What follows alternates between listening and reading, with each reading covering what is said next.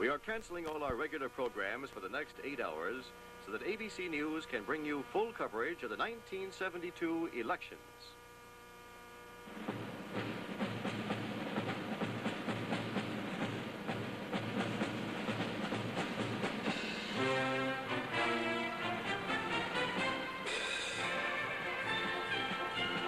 ABC News presents complete nationwide coverage of tonight's Election 72. Brought to you by J.C. Penney. Tomorrow morning, our 1,700 stores and our catalog will be waiting to help you find what you're looking for. Now from election headquarters in New York, the anchormen of the ABC Evening News, Harry Reasoner and Howard K. Smith. Good evening. Well, at last, the long wait is over. Tonight, we find out whether the pollsters were right and there's going to be a Nixon landslide. Partly right, he'll win a modest victory, or whether they were wrong and McGovern's going to win.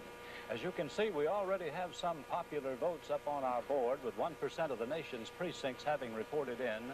Nixon has 66% of the votes counted so far. These come mainly from 3 states, Indiana, Kentucky, and Tennessee.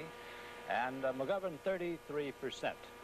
We also have a state result, in the presidential election. In the presidential election in the state of Indiana, Nixon is the winner of Indiana's 13 electoral votes by projection from the result in key precincts. To repeat, Nixon carries Indiana, no surprise.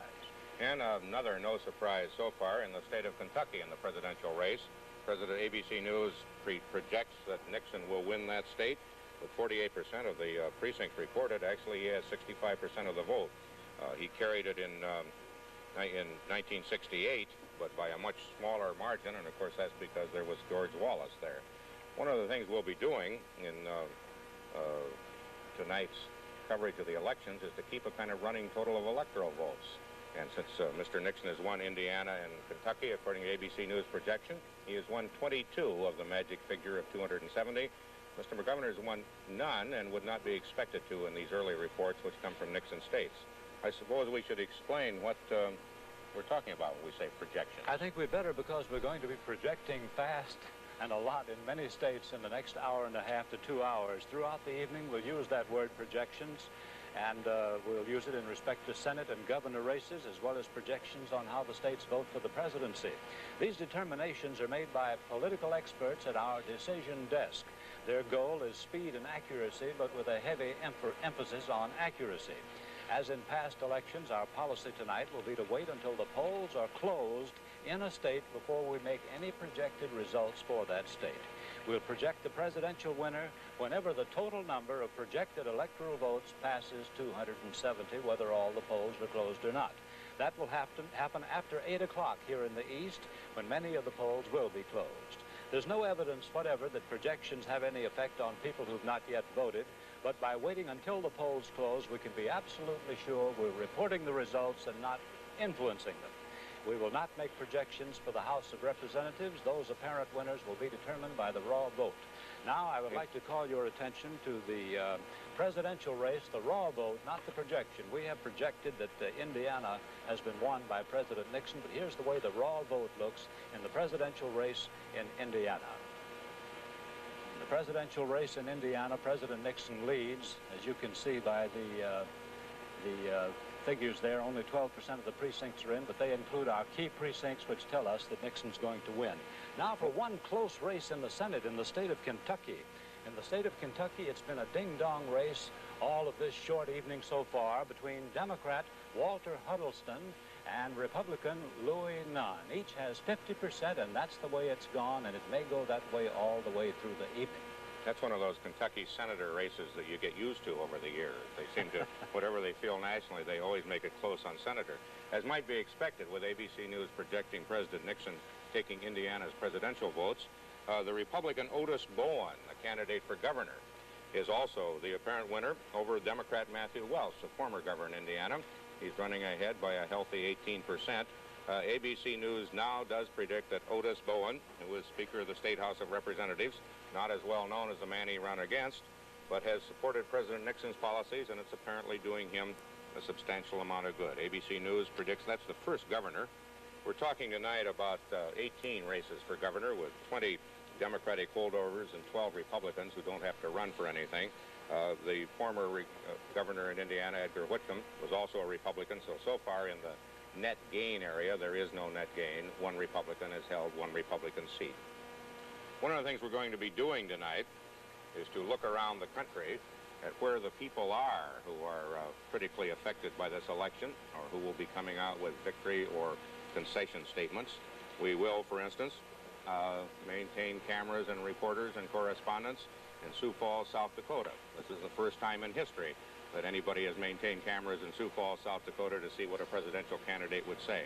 This is where George McGovern is spending the evening. He voted earlier today in Mitchell, which is his nominal home, but Sioux Falls is the biggest town in South Dakota.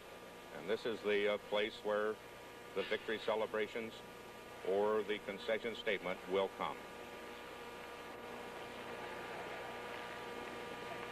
Sooner or later, we'll also be at the Shoreham Hotel in New York, where President Nixon, who is watching television after a family dinner in the White House, will go to make his victory or concession statement.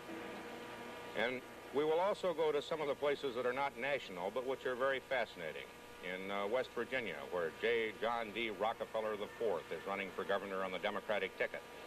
This is where he'll be, and he's not far from the governor's mansion, where Governor Archie Moore, a Republican governor and who's an unusual situation for West Virginia, is trying to hold off his challenge. Then we will also go from time to time to Columbus, Ohio, which during the last 2 or 3 months has been the ABC city, where correspondent Jim Kincaid has been trying to follow what a typical American city thinks and is doing about this election. Tonight he's assembled a number of people with varying attitudes, and we just hope that through the evening as we go to them there are no serious disagreements.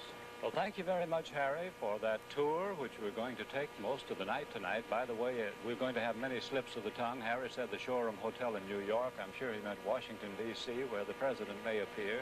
Anyhow, we'll have more on Election 72 in just a moment.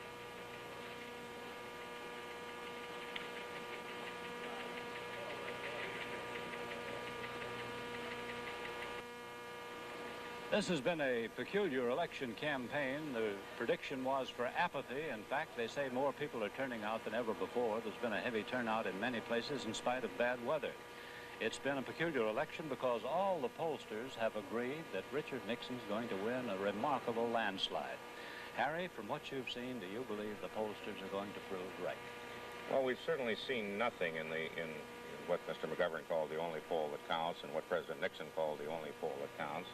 We've certainly seen nothing so far to indicate that they're wrong. We have not seen the cases that are regarded as close. Kentucky, Indiana were expected to go heavily for Nixon. They already have, and this year with George Wallace not there, they assumed they would go heavier. They have. I think all you can say so far is something negative, which is no evidence of a major upset. Well, I hate to be conventional, but I think the pollsters just can't be that wrong. Their methods are so sophisticated now. Unlike 1948, they've polled up right up to the end, and I expect that they will prove right in the end. Now, I don't expect they'll prove as right as a friend of mine in the White House said to me the other night. He said McGovern will carry the District of Columbia and Massachusetts and nothing else. Well, some people say he won't even carry Massachusetts. The polls were about 5 or 6% wrong in 1948. They allow that kind of a percentage of error now, and they would have to be, the major polls would have to be somewhere from 20 to 30% wrong this year to have that same kind of thing. One initial bit of evidence that they probably are right is that our early indications from our key precincts in Ohio, which is one of the states that George McGovern would have hoped to pull an upset in, is that so far Nixon is running very well, cutting across all boundaries in the state, including some areas that are historically Democratic. I think perhaps it's time that we got a reading from the two correspondents who are following the two candidates. And I suggest that we go first, in view of what has happened, to Frank Reynolds, who's out in Sioux Falls, South Dakota. Frank? Yes, well, Harry, we're making history tonight by having television cameras here in Sioux Falls, South Dakota. We're making it right at this moment because there are two network correspondents about 5 yards apart, both reporting to the nation on the situation in Senator McGovern's hotel headquarters. The last time I saw the senator, just a couple of hours ago, he seemed remarkably serene, not at all like a man who believes in the polls. He mentioned last night that he kind of hoped that when people got into the privacy of the polling place, that they would be afflicted with a sort of spiritual seizure and would think things over and then, of course, go his way. But he's not, at least from what I could tell, terribly disturbed about reading all the pollsters. Of course, it's been an article of faith with him that the pollsters are going to be proved wrong. He agrees with the president that the only poll that counts is the one that is taken on Election Day.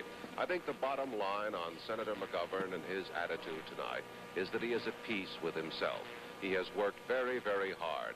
Yesterday, for example, he traveled more than 4,000 miles in quest of votes, trying to get his message across. I think he's satisfied that he's done all that he could do, and now he just waits for the American people to tell him what the result will be. That's the story here at the McGovern headquarters, or the McGovern Hotel in Sioux Falls, South Dakota. Now to Tom Jarrell at the White House. Even though the Nixons obviously are very confident of election, the president is still taking a very cautious, measured approach. He had virtually nothing to say to reporters today, both as he voted, as he left El Toro Marine Station in California, and also on board his plane flying here from California. Reporters asked his spokesman, Ron Ziegler, about the latest on Vietnam, and Ziegler didn't want to be drawn into any controversy there. About the most information he could get was that the president had cottage cheese, his standard lunch on board flying here. The Nixons with their family are having dinner tonight here at the White House. Spokesmen don't expect them to go over to the victory celebration, probably until the polls close in California, and that would be about 3 hours from now at about 11 o'clock. Until then, there's a very quiet attitude here. A number of the aides are sitting around their offices, mostly watching television, and so far there's no attitude of great victory or great expectation, just sort of a standard working night here at the White House. This is Tom Jarrell, ABC News at the White House. We have, as you know, ABC News has projected President Nixon, the winner of the electoral votes in Kentucky and Indiana. We're also beginning to get some meaningful popular votes, plus some meaningful analysis on some rather major states. For instance, the presidential race in the state of Ohio. There are only 1% of the precincts so far reporting, but Mr. Nixon's lead is 67 to 32, which is a little bit more than 2 to 1, a little bit more than double. And our indications from ABC's key precincts is that he is running strongly all through the state, that this is not just some particular area where Republicans have always won well. The same thing in the state of Tennessee, which is 10 electoral votes, and with 17% of the precincts in, Mr. Nixon is holding an almost unbelievable lead of 70%. In 1968, he took the state, but with only 37%. He almost split it with Governor Wallace, with Senator Humphrey, the third runner. I suppose nobody has ever taken the state of Tennessee by 70% vote. It would be a big surprise.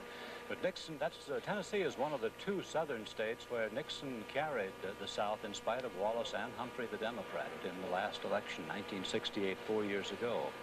I expect he will carry it quite easily. I suspect that would indicate also something for Howard Baker's success this year, too, that Tennessee, which went Republican in 1970, is maybe swinging that way. But the more important of the 2 states you mentioned, Ohio, is another one Nixon has always won, and Republicans say they expect to double the majority they got in 1968 in Ohio. Nixon beat Kennedy in Ohio in 1960. He beat Humphrey and Wallace in Ohio in 68. And no matter what they say in Virginia, Ohio is really the mother of presidents. There have been an awful lot that have come from there, and mostly Republicans. George McGovern has paid 11 campaign visits to Ohio. He thinks it's that important. And as we see now, he is not yet leading. Well, that is one of the mega states, 25 electoral votes. It used to have 26. We'll have more on Election 72 in just a moment.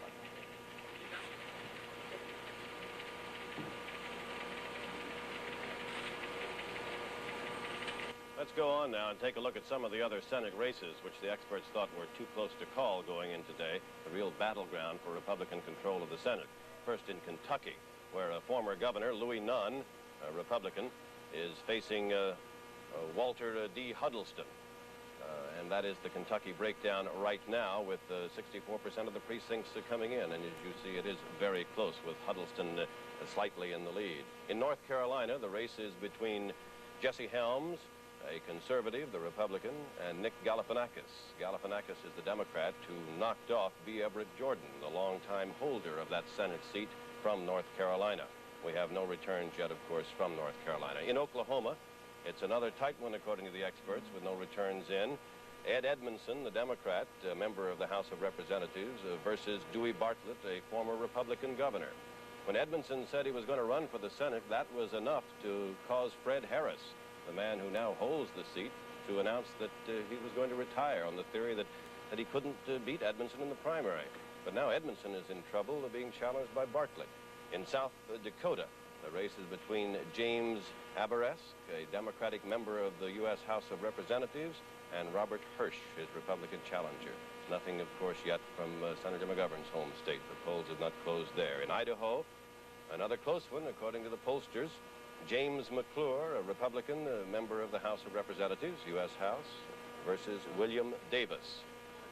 And those percentages that you see now obviously are wrong, since we have no precincts reporting yet from Idaho. In New Mexico, another tight race was forecast.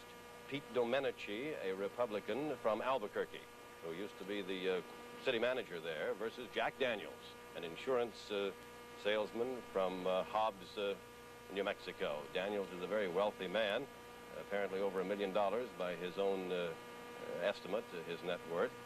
And he's running against Domenici in what at once was thought to be a seat the Republicans could pick up. Clinton Anderson is retiring. He served for 4 terms as a Democratic member of the U.S. Senate from New Mexico, but he's ailing and he's retiring. We have a projection now. ABC's decision desk projects that in the state of Georgia, President Nixon will win the 12 electoral votes from Georgia, which means that at the moment, the president is getting 80% of the vote there, as you see, which is no surprise. At the moment, the president has 41 electoral votes total, as far as our ABC projections go here in New York tonight. Our projections helped out, of course, by the League of Women Voters and their members who have fanned out across the country in the key precincts to help us bring you accurate and fast information on these states. Going back to Georgia, there is a Senate race there. The size of the president's margin is interesting. We're going to have to look for a coattail effect and see if it helps in Georgia. Helps Fletcher Thompson, the Republican, running against a man named Sam Nunn, not to be confused with Louis Nunn from Kentucky. Maybe Thompson could be pulled in as a Republican from Georgia if the president's coattails are large enough. We'll be back with more of ABC's Election 72 coverage following station identification.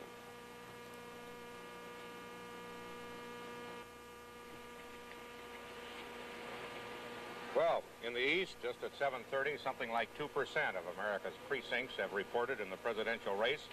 And Richard Nixon is leading with 67% against 32% for George McGovern. A vote of over about 1,100,000 to Mr. McGovern's 533,000. A small 3% of the precincts now. A small amount, but nothing so far to indicate anything different from what was expected by pre-election surveys. ABC News has just added a 4th state to the states we project will be in President Nixon's column when all the votes are in, Georgia, with 12 electoral votes, bringing his total up a little bit. Howard? If the president's total is now 41 electoral votes, it may be worthwhile looking at the board showing which states he has. President Nixon now has 41 electoral votes. McGovern so far has won none for those 4 states. I also have 2 more projected results in the Senate races. We have a state projection in the contest for control of the U.S. Senate. The state of Kentucky, John Sherman Cooper's seat, we project Democrat Walter Huddleston, the winner of election to the United States Senate from Kentucky over former Governor Louis B. Nunn, the Republican. Huddleston defeats Nunn in Kentucky. And this one comes as no surprise, a projection in the contest for control of the Senate from Mississippi. In the Senate race in the state of Mississippi, we project Democrat James O. Eastland elected to Mississippi's Senate seat, which he holds already. The states so far that President Nixon has been credited with by ABC News as projected victories are not surprises, but they are interesting because in each case he's been running at least as close as the polls said he would, at least as far ahead, and probably a good deal higher. Indiana, a traditional Republican state when it comes to voting for the president. Kentucky, which has been turning Republican. Mississippi with 7 electoral votes, and Georgia, which are Nixon country this year, just as they were Wallace country in 1968. And in each case, because of the absence of George Wallace, the Nixon vote is a good deal higher. In Kentucky, with 48% of the precincts reported, he was getting 65% of the votes. In 1968, he took it, but with only 43%. Mr. Humphrey behind him with 37%, and George Wallace taking the 18% that apparently went almost entirely to him this time. We also have one gubernatorial projection in Indiana, which went Republican in the presidential race. It has also elected a Republican governor, Otis Bowen. Governor Edgar Whitcomb there could not succeed himself, also a Republican, so far no change in the national lineup of governors. Some of the states that we have no results on, definitive enough to project, are still being very interesting. In Ohio, according to the early reports from ABC's key precincts, the precincts that should show how Ohio is going through the evening, Mr. Nixon is running very well, and he's running very well generally, with no particular pad in the areas which are traditionally Republican. And in Florida, Mr. Nixon is far ahead statewide, even leading substantially in Dade County, the area around Miami where Senator McGovern would be believed to have his major strength. Harry, we have a projected result in the contest for control of the U.S. Senate, this time from Georgia. In the Senate race in the state of Georgia, we project Democrat Sam Nunn, the victor, for Georgia's seat in the United States Senate over Republican Congressman Fletcher Thompson. Though only 1% of the votes are in, that is our projection, that Nunn has won. The Democrats have now won 3 Senate seats. The Republicans have so far won none. And we'll have more on Election 72 in just a moment.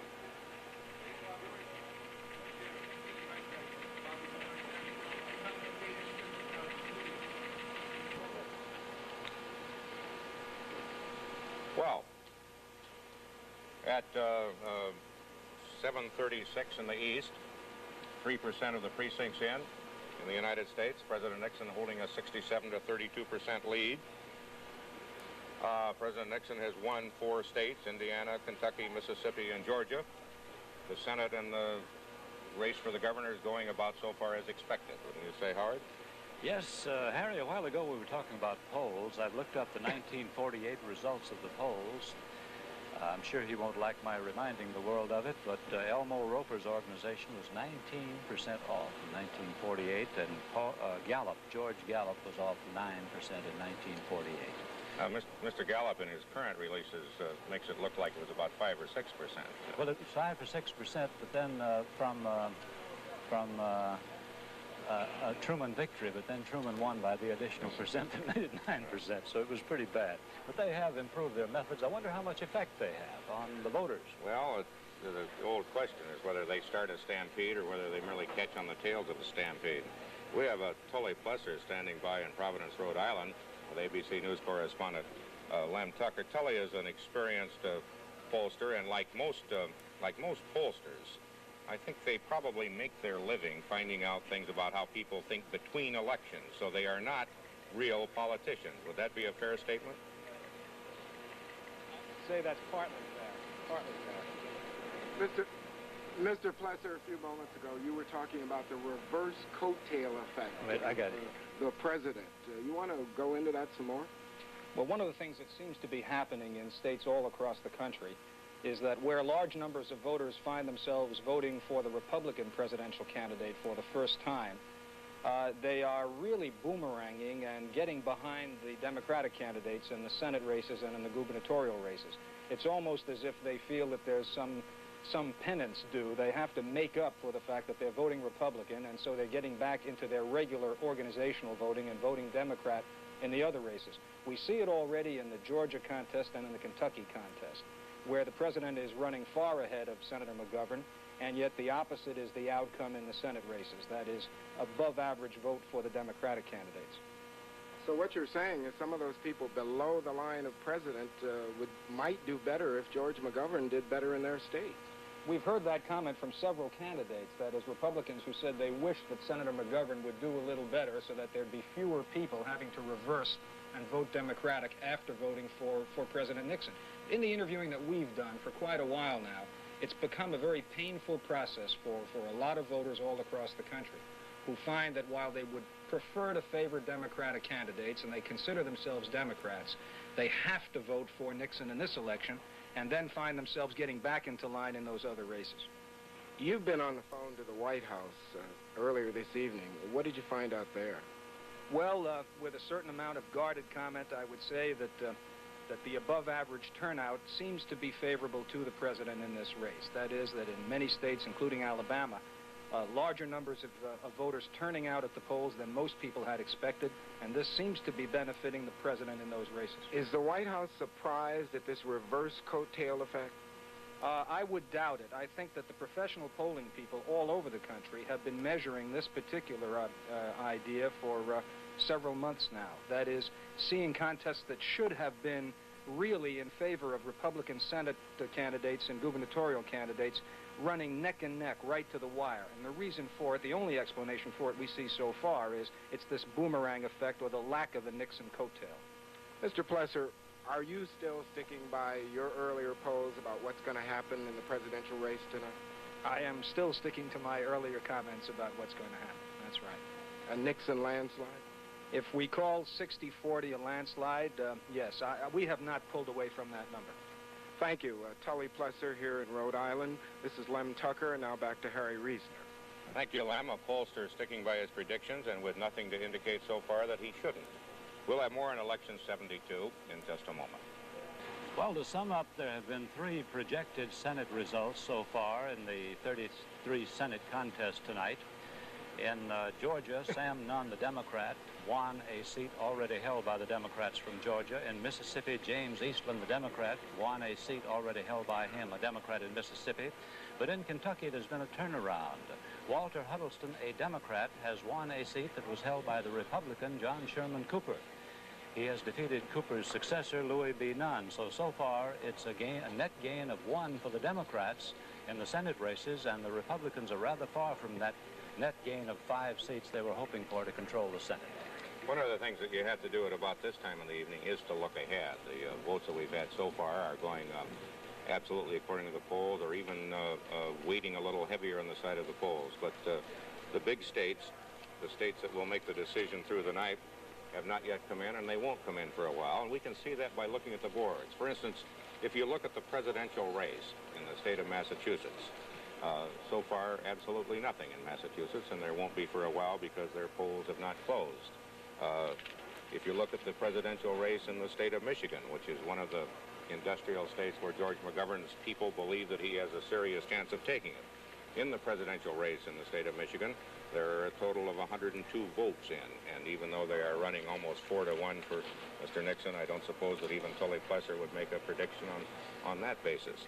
If you look at Ohio, you have a little more information. In the presidential race in Ohio, it had been conceded to Mr. Nixon in the polls, but there was enough concern so that he made one of his rare visits to a state to go out there. He's now running ahead with 4% of the precincts in, about 2-1, and furthermore, on the basis of ABC's key precincts in Ohio, he's doing very well all the way across.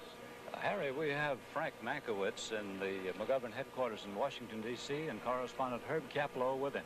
Herb, come in. We also have Pierre Salinger with us. Pierre is head of the Citizens for McGovern Shriver, and Frank Mankiewicz is the national political director. Now, we have 4 projections that have shown Indiana, Kentucky, Mississippi, and Georgia going to President Nixon. What do you make of that, Mr. Mankiewicz? Well, those are no surprise. Those are 4 states we assumed that Mr. Nixon would win. I think, as a matter of fact, the polls have yet to close in any of the states that we thought Senator McGovern would run strongly in or would win, except possibly Ohio, and I think there are probably too few votes there to do much with it. We have some indications from what seem to be key precincts that President Nixon is doing well in those key Ohio precincts. Well, I would imagine he is doing well in key Ohio precincts, but I think it's far too early to put that state in either column.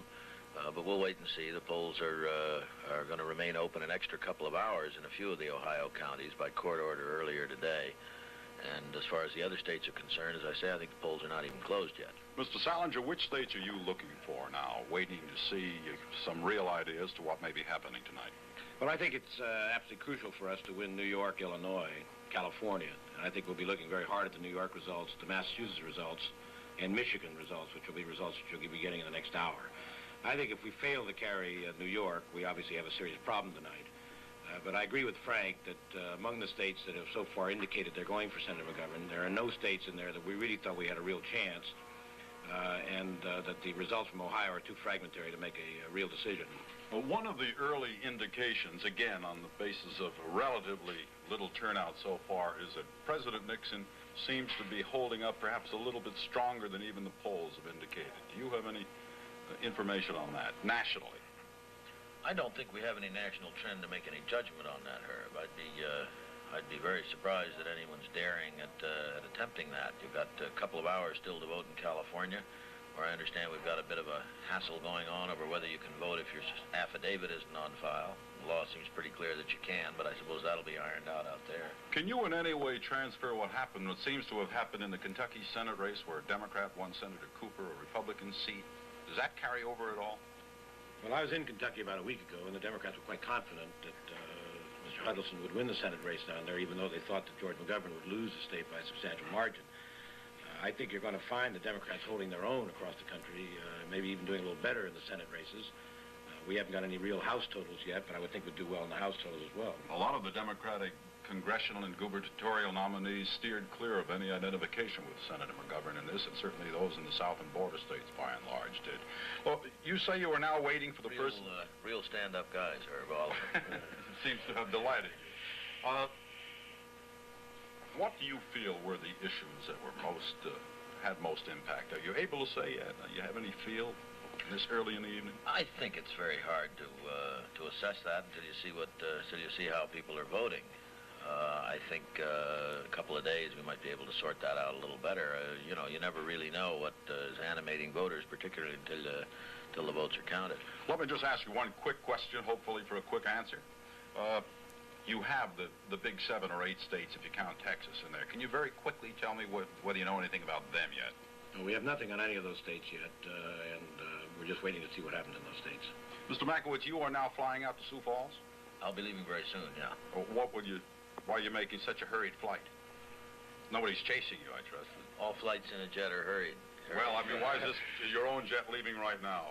Well, because polls are either closed or nearly closed, and most of the states we're concerned about, the problems are resolved one way or the other. We've made a decision to file lawsuits, not to file. It's a question of counting now. And have you made any decisions about lawsuits? Well, there have been a number, and we've been successful in a number of them in keeping the polls open. I just heard, for example, the polls in Detroit will be open an extra 2 hours tonight because... Is there any widespread irregularity? There is scattered irregularity that seems to be assuming a pattern, yeah. But we've been fairly successful, I think, in overcoming it. Well, thank you. I think we've given an unintended aura of mystery to your trip to Sioux Falls. Frank Makowitz and Pierre Salinger, both officials of the McGovern-Shriver attempt to win the presidency and vice presidency. That's the story from the McGovern-Shriver headquarters. We have a projected result that Capello's 2 guests will not like. We have a state projection in the presidential election. In the presidential election in the state of Illinois, President Nixon is projected winner of Illinois' 26 electoral votes, the biggest individual prize of the night so far. To repeat, Nixon carries Illinois. In the Senate race in Illinois, we also have a projected result. In the Senate race in Illinois, we project Republican Charles Percy will retain his seat in his contest against Congressman Roman Puczynski, Democrat. Percy beats Puczynski. Along with the result in Illinois, which is a surprise and is not a surprise, but is one of the major states that McGovern had hoped for reversal of the polls in, we have one of the certain states, South Carolina, is now projected to be in the Nixon column with its 8 electoral votes, giving President Nixon so far now 75 electoral votes on his way to the 270, and with none so far for Senator McGovern. Harry, let's take a look at the recap board for the electoral vote, which is the one that counts. Popular vote is popular, but electoral vote counts. President Nixon now has 75 electoral votes so far. Senator McGovern has nothing. President Nixon needs, in other words, 195 more electoral votes to win. I have another projection in a contest for control of the U.S. Senate race in the state of South Carolina. Strom Thurmond wins election to South Carolina's seat in the U.S. Senate, re-election to it over Eugene Nick Ziegler, the Democratic candidate. How startled are you by that, Howard? A little. You know, Ziegler was picking up black votes, and he got a George Wallace endorsement, so I thought he might do better than that. I don't think, however, we would outlive Strom Thurmond in the U.S. Senate. We have a projection in the presidential election. Nixon is projected winner of Virginia's 12 electoral votes. Nixon carries Virginia as he did in 60, as he did in 1968. That is no surprise, but that adds to his total. And we'll have more on Election 72 in just a moment.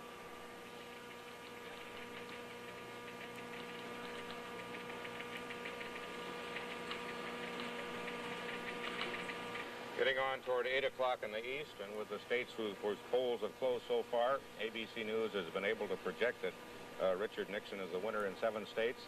In popular vote in the presidency, 4% of the precincts in this country have now reported, and Mr. Nixon is holding a steady 67% to 32% for George McGovern, about 1,700,000 to 820,000.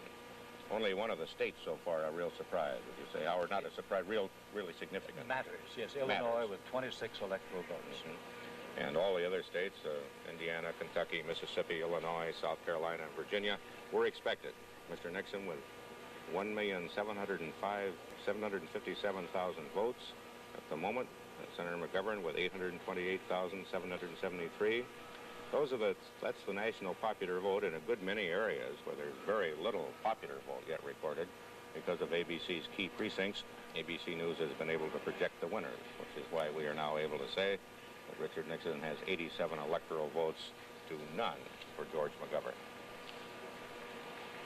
It's so far not a surprising night, and not a good night for Frank Mankiewicz and Peter Salinger, we just saw on the TV. More on Election 72 in just a moment.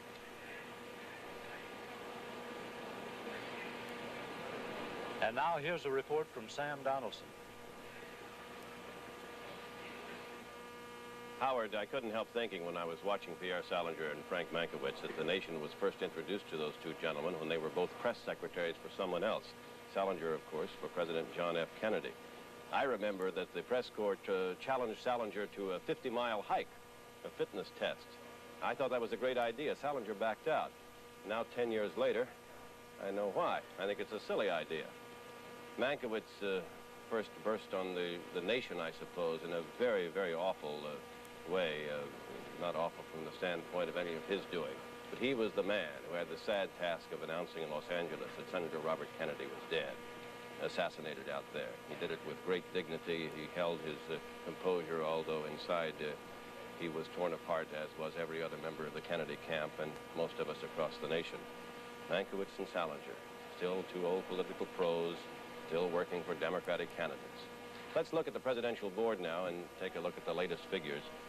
President Nixon, of course, leading Senator McGovern with 4% of the precincts in. We should warn that those figures, as far as percentage, are misleading. As far as the 67 versus 32. They are from rural areas and small states. New York's polls have not closed. Senator McGovern may do better in New York. Massachusetts, Senator McGovern may take. That state's polls are not closed. The big cities, Philadelphia, Chicago, they have yet to report. You see another couple of people on that list. John Schmitz, the American Party, and Buck of the People's Party. John Schmitz is the man who is running in place of George Wallace. He's running on the party that George Wallace founded 4 years ago. Wallace got 13.5% of the votes. Schmitz probably will not get that. He's not on enough ballots in enough states, and he hasn't, of course, waged the campaign that Wallace was able to wage. Now, Schmitz's slogan, incidentally, he says can be summed up this way, that we ought not to get into a war that we do not intend to win, and that people who work ought to live better than people who don't. There are other parts of the platform, though, of the American Independent Party that Schmitz heads. Benjamin Spock, the pediatrician, the baby doctor, a kindly man, 69 years of age. I believe he's the oldest presidential candidate in the race this year, and I'm counting all of the 20 or 22 different people that are on ballots in one or more states.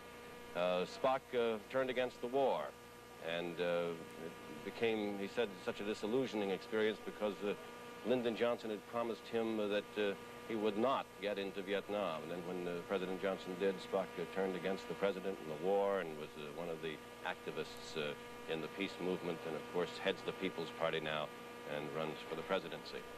ABC's coverage of Election 72 will continue right after this message. We have another projection from the ABC decision desk for the state of Vermont. ABC News projects that President Nixon will be the winner in the state of Vermont over Senator McGovern. With 4% of the precincts in, you see the percentage of the raw vote that's now recorded. Let's take a look in a recap fashion now of the other states that Mr. Nixon has already carried according to our ABC projection. He's carried Indiana over Senator McGovern, 13 electoral votes. He's carried Kentucky. That's 9 electoral votes. He's carried Mississippi. That's 7 electoral votes in Mississippi over Senator McGovern. The president has also in the South carried Georgia, 12 electoral votes. He has carried Illinois, according to our key precincts and our ABC projection desk, 26 electoral votes. South Carolina, the president has carried for re-election by a very large margin, and Strom Thurmond, the incumbent senator, Republican there, should have no trouble. We've already projected that he's the winner. In Virginia, the president has carried Virginia with 12 electoral votes. And in Vermont, the one that we have just given you a few moments ago, the president has carried that with 3 electoral votes. We say that President Nixon has now won, according to our projections, 90 electoral votes. Remember, it takes 270. A moment ago, you saw a picture. I should tell you who that was. That was Linda Jennis, who is running for the presidency. And Linda is, Mrs. Jennis is the social workers candidate. She's 31 years of age and constitutionally ineligible to be president. But she says should she win, which is an impossibility, she's only on 8 or 9 state ballots, then they could change the Constitution. Her running mate, Andrew Pulley, is 21 years of age. He's running for the vice presidency. The Socialist Workers Party has fielded a number of candidates, though, in various states for the Senate and House seats. And in the Senate, there are 4 on the ballot. 3 of them are not yet 30, the constitutional age for taking a seat in the United States Senate. Youth will be served, but unless the Constitution is changed, should they win, it won't be served this time for the Socialist Workers Party. We'll be back with more of ABC's Election 72 coverage following station identification.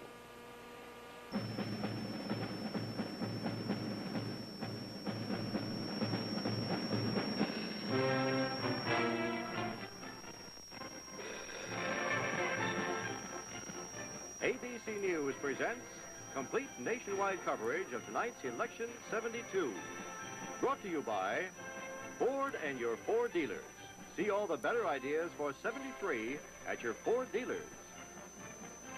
Now from election headquarters in New York, the anchormen of the ABC Evening News, Harry Reasoner and Howard K. Smith. I think we should remind you that you can still vote in most of the states of the Union if you go and hurry. It's not too late to vote, even though we're getting results in those states where polls have closed. I would like to show you what the popular vote looks like now.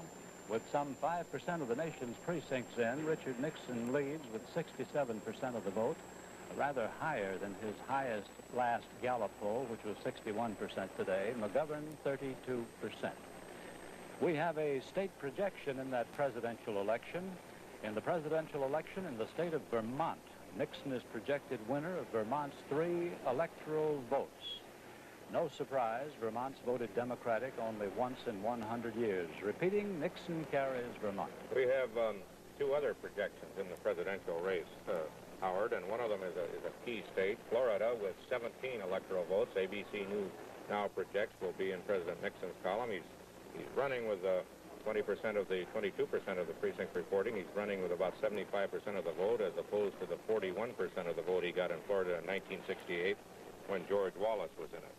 ABC News also projects in the presidential race in Alabama that Richard Nixon will be the winner, with 6% of the precincts in, with enough of our key precincts in so that we can see how it's going. He's running with 79% of the vote in 1968 in Alabama. In George Wallace's home state, he got 14% of the vote. This year, Governor Wallace, of course, as I presume, watching the results, somewhat continual discomfort that he has in the governor's mansion in Montgomery, not an active candidate, nominal endorsement of a number of Democrats, but not touching at all on the presidency. That gives President Nixon, according to my figures, something like 116 total electoral votes on the the way to the 270 that he needs. He has taken so far all of the states that he was expected to, and Illinois, which was somewhat in doubt. Harry, we have a projection in the contest for control of the United States Senate. The Democrats win another one. In the Senate race in the state of Alabama, we project Democratic incumbent veteran Senator John J. Sparkman retains his seat in the Senate, defeating the Republican challenger Winton Blunt, the last Postmaster General in Nixon's cabinet. So Sparkman carries Alabama. The clearest case yet, I suppose, of the ticket splitting that we expect tonight, where Alabama goes 80% for President Nixon, but rejects his former Postmaster General. It's something you've said that indicates a new sophistication in the United States, this ability to split tickets and learn how to use voting machines, but it does not. It does give any party a problem. You wonder when, again, any party will take control of the Congress in any way that's meaningful. Here's another projection. The party in control of the Senate is staying in control of the Senate so far. In the Senate race in the state of West Virginia, as expected, Democrat Jennings Randolph, who's served 3 terms already, wins re-election to the Senate over Republican Louise Leonard. This was very, very much expected. One of the cases where the party is winning 2 races within a state is Illinois, where ABC News projects President Nixon the winner, and also projects Charles Percy, the incumbent senator, the winner. He's at our studios in Chicago with ABC's John Drury. Senator Percy, as you know, ABC has projected you the winner in this race, giving you 53% of the vote, and Paczynski 47%. That is not the margin that the polls have been giving you. I think I'd be disappointed if that was the margin that I had. I'd be very pleased if I exceeded the margin that I had in 1966 running against Paul Douglas, but I think any less than that would be disappointing. Well, you're looking for something over 423,000 votes then. That's right. Of course, everyone's been talking to you ever since the Republican convention about your future on a national ticket in the Republican Party, and speculation, of course, is again here this evening. What are your plans about national politics? Speculation is unfounded. I have no plans other than to serve in the Senate for the next 6 years. Some look to you as the liberal alternative to Vice President Spiro Agnew on the top of the ticket. I think there are a great many candidates inside the Republican Party. I can look to my good friend Bob Taft in Ohio, who's done an outstanding job, Howard Baker in Tennessee, any number of colleagues across the country. I'm very proud of the quality of the men that we have now in the governorships, in the Senate, and the House on the Republican side. Senator Percy, can you hear me? Yes, I can. Senator Percy, do you think you've come into conflict with President Nixon on several issues, one very recently, I recall. Do you think that your voice will carry greater weight now that you're going to be a second-term senator at the White House? Well, I've had some differences with the administration, but as you know, I enthusiastically supported the president. I will be releasing a statement very soon congratulating him, and I hope that the same bold, creative innovativeness that he has shown in foreign policy can now be directed toward our domestic problems and to nation build here at home. And I think in that respect, he will seek the support of all Republicans in the House and the Senate. Senator Percy, this is Harry Reasoner. You've gotten it both ways from Republican presidential candidates now. Senator Goldwater in 1964 presumably helped you lose your first try at statewide office, and now you and President Nixon are both doing very well. What, apart from saying which way do you like it better, I won't do that, what happens now with an automatic lame duck president to a senator who has won by a large margin? Well, I must say, the taste of victory is, if we have that, and it's much too early to tell yet, but is much sweeter than defeat. But I must say, it's hard for us to determine what's best for us. I enjoyed running for the governorship. I was sorry when I lost. From the other standpoint, I think we have an outstanding governor in Governor Ogilvie, and I've enjoyed the United States Senate immensely. Senator, I want to ask you a very difficult question, and that is, whom do you favor in the gubernatorial race in the state of West Virginia? The Republican candidate or your son-in-law? Officially, I am, of course, neutral, but sentiment and heart and my deep admiration for my son-in-law and my love for my daughter. I should leave it to you to decide where my sentiments are right now and my emotions. Thanks very much, Senator Percy and John Drury. We'll have more on Election 72 in just a moment.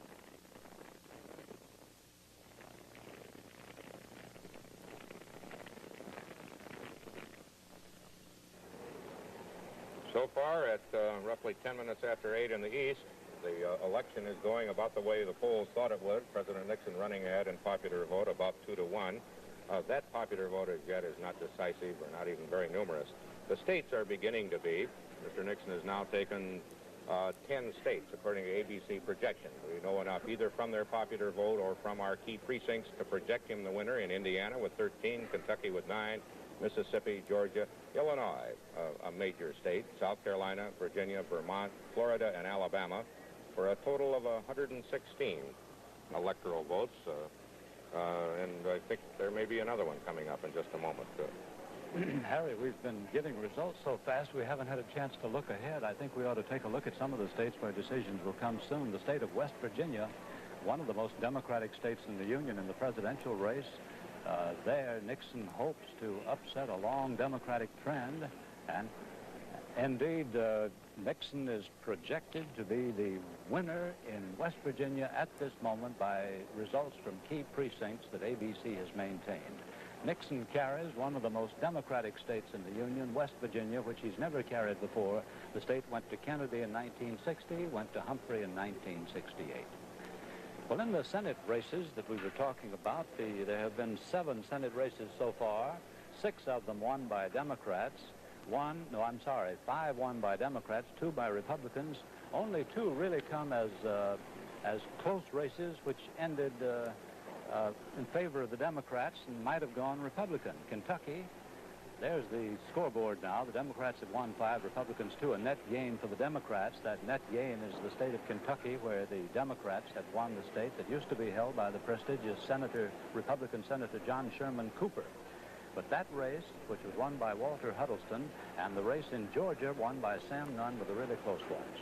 In Washington at the Shoreham Hotel, as you so kindly explained, that's where the Shoreham is ABC's David Shoemaker. He has with him Clark McGregor, the chairman of the committee to re-elect the president, who, for reasons I think are fairly clear, is smiling. Now, David? As you say, this man sitting next to me is a terribly nervous, worried Clark McGregor, but I think Mr. McGregor looks like you're holding on. Well, we're very encouraged. We're running somewhat better than we thought we would, and the thing that pleases us most is that in urban areas like Cleveland, Cuyahoga County, Mayor Ralph Burke said that the president's running ahead of any projections. And we're very excited about that because it means that the president is going to have a very strong base of support in American urban areas for the next 4 years. Well, do you see any clouds at all out there on the horizon? None that I'm able to discern now, but the evening is young. Well, do you think this is a personal victory rather than a party victory? It's personal in the sense that the president's programs are well understood and perceived by the American people, and the American people have given a strong vote of support for the philosophy, the ideas, the programs, the hopes, and the ideals of Richard Nixon. But it's not party? Well, insofar as Richard Nixon is the finest exponent of the basic philosophy of the Republican Party, yes, it's a party victory. If Republican candidates for the Senate and the House have not been as successful as the president, that means that they haven't been as articulate in developing basic Republican philosophy. What do you think as you talk upstairs about the outlook now for the Senate? Well, we don't have any returns from South Dakota or Idaho as yet. We have nothing from New Mexico or Oklahoma. It's too early to call the Senate. Mr. McGregor, as you went through this campaign, what was the worst you ever thought you'd do? How many states? Well, I put it in terms of percentage. The worst I thought we'd do would be 40 states. In terms of percentage, the worst I thought we'd do would be 55%. So you're running ahead of that. Right now, if you were George McGovern or one of his advisors, would you be conceding? Well, I know how he feels. 2 years ago, I was beaten by Hubert Humphrey. Not as bad as Richard Nixon is beating George McGovern, but I know how it feels to lose. What about what's going to happen with this mandate if all of the projections are true? Would you expect any major change in the administration, in cabinet positions, things like that? No, I would expect that the president's leadership would be even more effective in the next 4 years than it's been in the first 4. In dealing with foreign governments, particularly in Moscow and Peking, the vote of approval that the president has received will strengthen his hand. He'll also be much more effective with Congress as a 60 or 61 or 62 or 3% president than he was as a 43.4% president. in just a few seconds, what would you expect him to come back with? Which of his programs that he didn't get through now? Well, you'll see a very pragmatic approach, a problem-solving approach. The president will not be an ideologue in any way. He'll come up with solutions that really deal with problems to solve problems. And I think the Congress will respond. Mr. McGregor, thank you very much for stopping by. McGregor, and thank you, David Shoemaker. We have another state projection in the presidential race. ABC News projects that in the race in North Carolina, President Nixon will get North Carolina, and it's 13 votes. Very few precincts have reported in the popular vote, but we have enough of our key precincts to judge that he will take the state, giving him a total now of 135 electoral votes. 135, Harry, is 1/2 of 270. Nixon's halfway there now with that. We'd like to take a look at the Senate race in North Carolina. We just projected the victory for Nixon in the presidential race, but in the Senate race, it's not yet we're not yet able to call it, and the Democrat, Nick Galifianakis, is ahead of the Republican, Jesse Helms, the radio and television commentator. Howard, we'll have more on Election 72 in just a moment.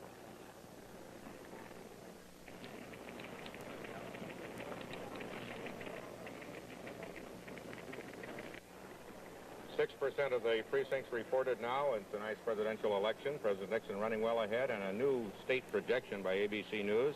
President Nixon will get New Hampshire's 4 electoral votes, giving him a total of 139 so far, none for George McGovern. Harry, part of Nixon's great sweep in the South is due to the absence of George Wallace. We would like to have a talk with George Wallace. Our correspondent, Bill Werdum, is at Wallace's headquarters in Montgomery. Bill, can you come in? Yes, Howard. I have the governor with me here now. He's been watching the returns with his family and aides here in the mansion in Montgomery. Governor Wallace, electoral college votes seem to indicate that the president is about halfway home. Do you have any reaction this early in the evening to the way it is going? Well, the polls predicted this, although the eastern seaboard states are still voting, and of course in the far west. And it's a little bit early to make any statement about it, other than it's going about like I thought. In this particular part of the country, here in Alabama, of course, Mr. Nixon is leading. Governor, how does it feel this time around, after so many other elections, to be sitting, as it were, on the sidelines watching the game being played to conclusion? Well, I haven't been actively involved in the presidential campaign, of course, but I've had plenty of visitors who have been very interested in the presidential campaign, that is, visitors from both national parties. And I enjoyed my involvement in 1968, and I do feel that many of the issues that the people of Alabama and that I talked about in 1968 are now being talked about by President Nixon and Senator McGovern. And I do feel that that's an indication that the people of this country are moving toward the position that we thought was a correct position on many issues all the time. I wish I could have been a little more involved, but of course my involvement was cut short last May. Governor, can you hear me? This is Howard Smith in New York. Yes, sir, Mr. Smith, I can hear you. Well, sir, I would like to ask you something I'm puzzled about. You and John Sparkman, the senator from Alabama, have never been very close, but you did endorse him in this race. Why didn't you endorse more candidates in the election? Well, you mean in Alabama or throughout the country? Throughout the South, especially. Well, there were a number that I did endorse throughout the South, and Senator Sparkman hasn't been all that far aloof from me, if that's what you're trying to bring about. But I did support Senator Sparkman, and I believe he's going to be elected here in Alabama. Of course, Mr. Blunt's a very fine man, but he's never supported our efforts either, although Senator Sparkman has been more friendly to me than you've indicated. Governor Wallace, this is Harry Reasoner. Can you hear me? Yes, sir, Mr. Reasoner. Governor, what happens to the Democratic Party now if this goes on through the evening the way it's going now? Well, if it goes on through the evening, as I said, it's a little early. But if it goes on through the evening, it means that the great Democratic Party of the past, in my judgment, will come back. But it will come back with those who have expressed the viewpoints that I have represented. That is, if you recall, I think that the Republican Party this time adopted in its platform almost every single item rejected at the Democratic convention, and it means that the average citizen who used to be in control of the party is going to take it back over. But that, of course, remains to be seen. We haven't seen all the votes in yet. Thank you very much, Governor Wallace and Bill Werdum. On the West Coast is the man carrying the banner of the party that was founded for George Wallace in 1968, the American Party, John Smits, with ABC's Dick Shoemaker. Congressman Smits, it seems to me at this point that where is the American Party going to go from here? You're not going to get perhaps just a fraction of the votes that George Wallace did in 1968. Well, how do you know? About 1%. I haven't even seen any returns in this. But it apparently seems like about no, they 1%. They haven't had anything on us. They've had Richard Nixon and George McGovern. It's the same way as all year long. It's the same way you've treated us. And ABC and NBC and CBS have treated us the same way all year long. They've treated this campaign as if it's a campaign between two people. Richard Nixon, the man who broke virtually every campaign promise he made, or George McGovern, the man who, if elected, we'd only hope and pray that he would break every campaign promise he made. And now you come in, the day of the election, you come and invite me on. You say, where you been all year? That's not true, Congressman. Oh, come on, you had me on. We've covered your campaign, and I have covered it. I've heard you speaking in Long Beach. I've heard you speaking at UCLA. Yeah, you've heard me. We have put stories about you on the air. No, but the question is, where does the American Party... You me, but it ended up on the cutting room floor, and I'll ask all your viewers out there, how often have you seen me on ABC? That's not true, Congressman. Let me ask you this question. Isn't it funny? They come now the day of the election. How come you're not doing so well, Congressman? You know, we've frozen you off for 3 months. Now, how come you're not doing well? Where is the American Party going from this point?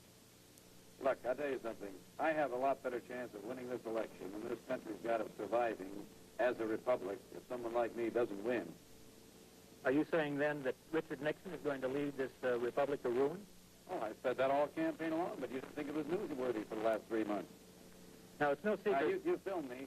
Sure you filmed me. I probably had more stuff end up on the cutting room floor than anyone else. That's not true, Congressman. We put you on the air nationwide. Yeah? Well, have you folks seen me on the air? Except what we paid for? Make your own judgment, folks. Now, Thank you, Congressman Smits. That's the other side of the Richard Nixon story, the part of the former Republicans who think that Richard Nixon is a dangerous liberal and that we are helping him too much. The Congressman Smits, so far, actually, we have showed his vote, has got about 1%. And that's the national election story at 22 minutes after the hour.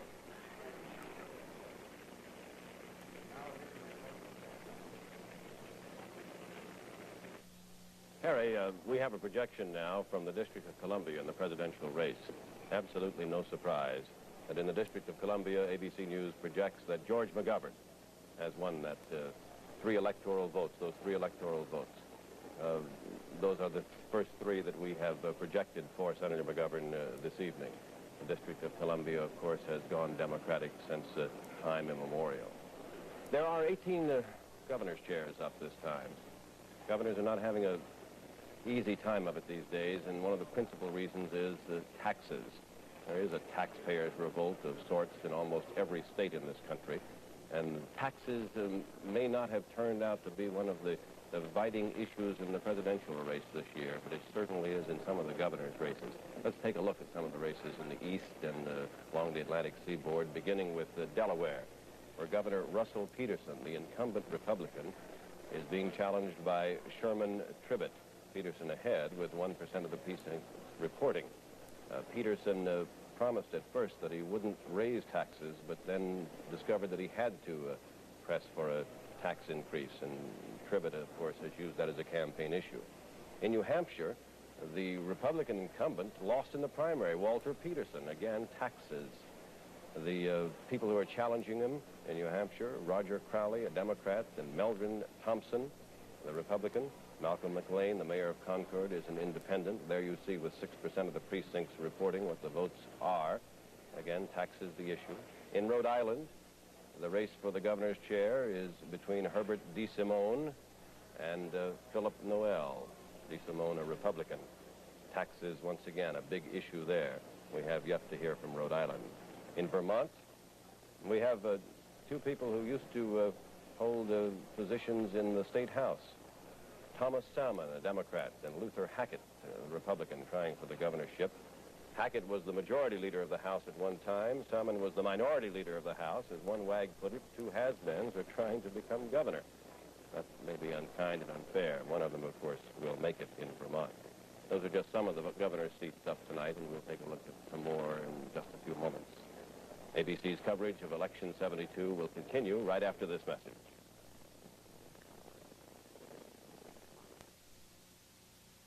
Governor's races, some more to take a look at, beginning in West Virginia. One of the hottest contests in the nation. 5% of the precincts show that the incumbent governor, Art Moore, a Republican, in the popular vote is ahead, just barely at the moment, over John Rockefeller, J. Rockefeller.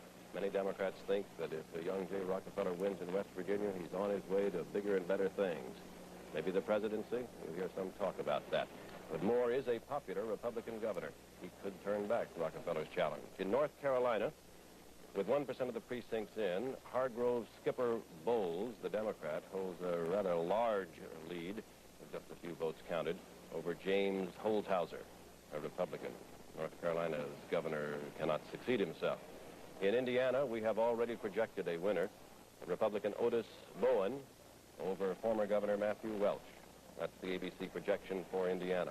In Illinois, another hot governor's contest, with 1% of the precincts in, Daniel Walker, the Democrat who beat the organization candidate, Lieutenant Governor Simon, is ahead of the incumbent, Richard Ogilvie, the incumbent Republican governor.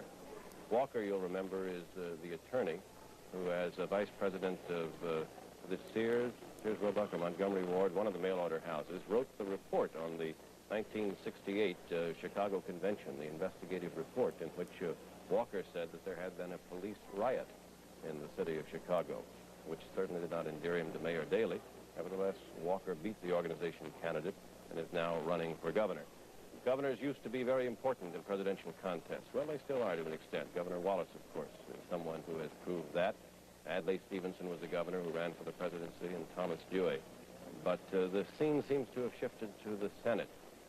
Senators who now either become president or fancy that they can become president or hope to become president. I am reminded of something that the Republican national chairman, Robert Dole, said in a caustic way last year. Well, it's a political statement when he said that in the Democratic side of the Senate, almost every Democrat there either was running for president, had run for president, was running for vice president, or thought he was president. Well, Senator Dole had that comment on the Democratic challengers who were then jockeying for position in the United States Senate. Governors may come back. J. Rockefeller, one of those, as I mentioned. And there are some Republicans around the nation who could come to the fore one of these days. They're young enough and become presidential timber. Let's take a look at the presidential board in just a few seconds remaining. Here, with 8% of the precincts in, is the raw vote for President Nixon, Senator McGovern, John Smith, the man you just saw a few moments ago, and Dr. Benjamin Spock. Those are the percentages at the moment, with 8% of the precincts in. We'll be back with more of ABC's elections following station identification.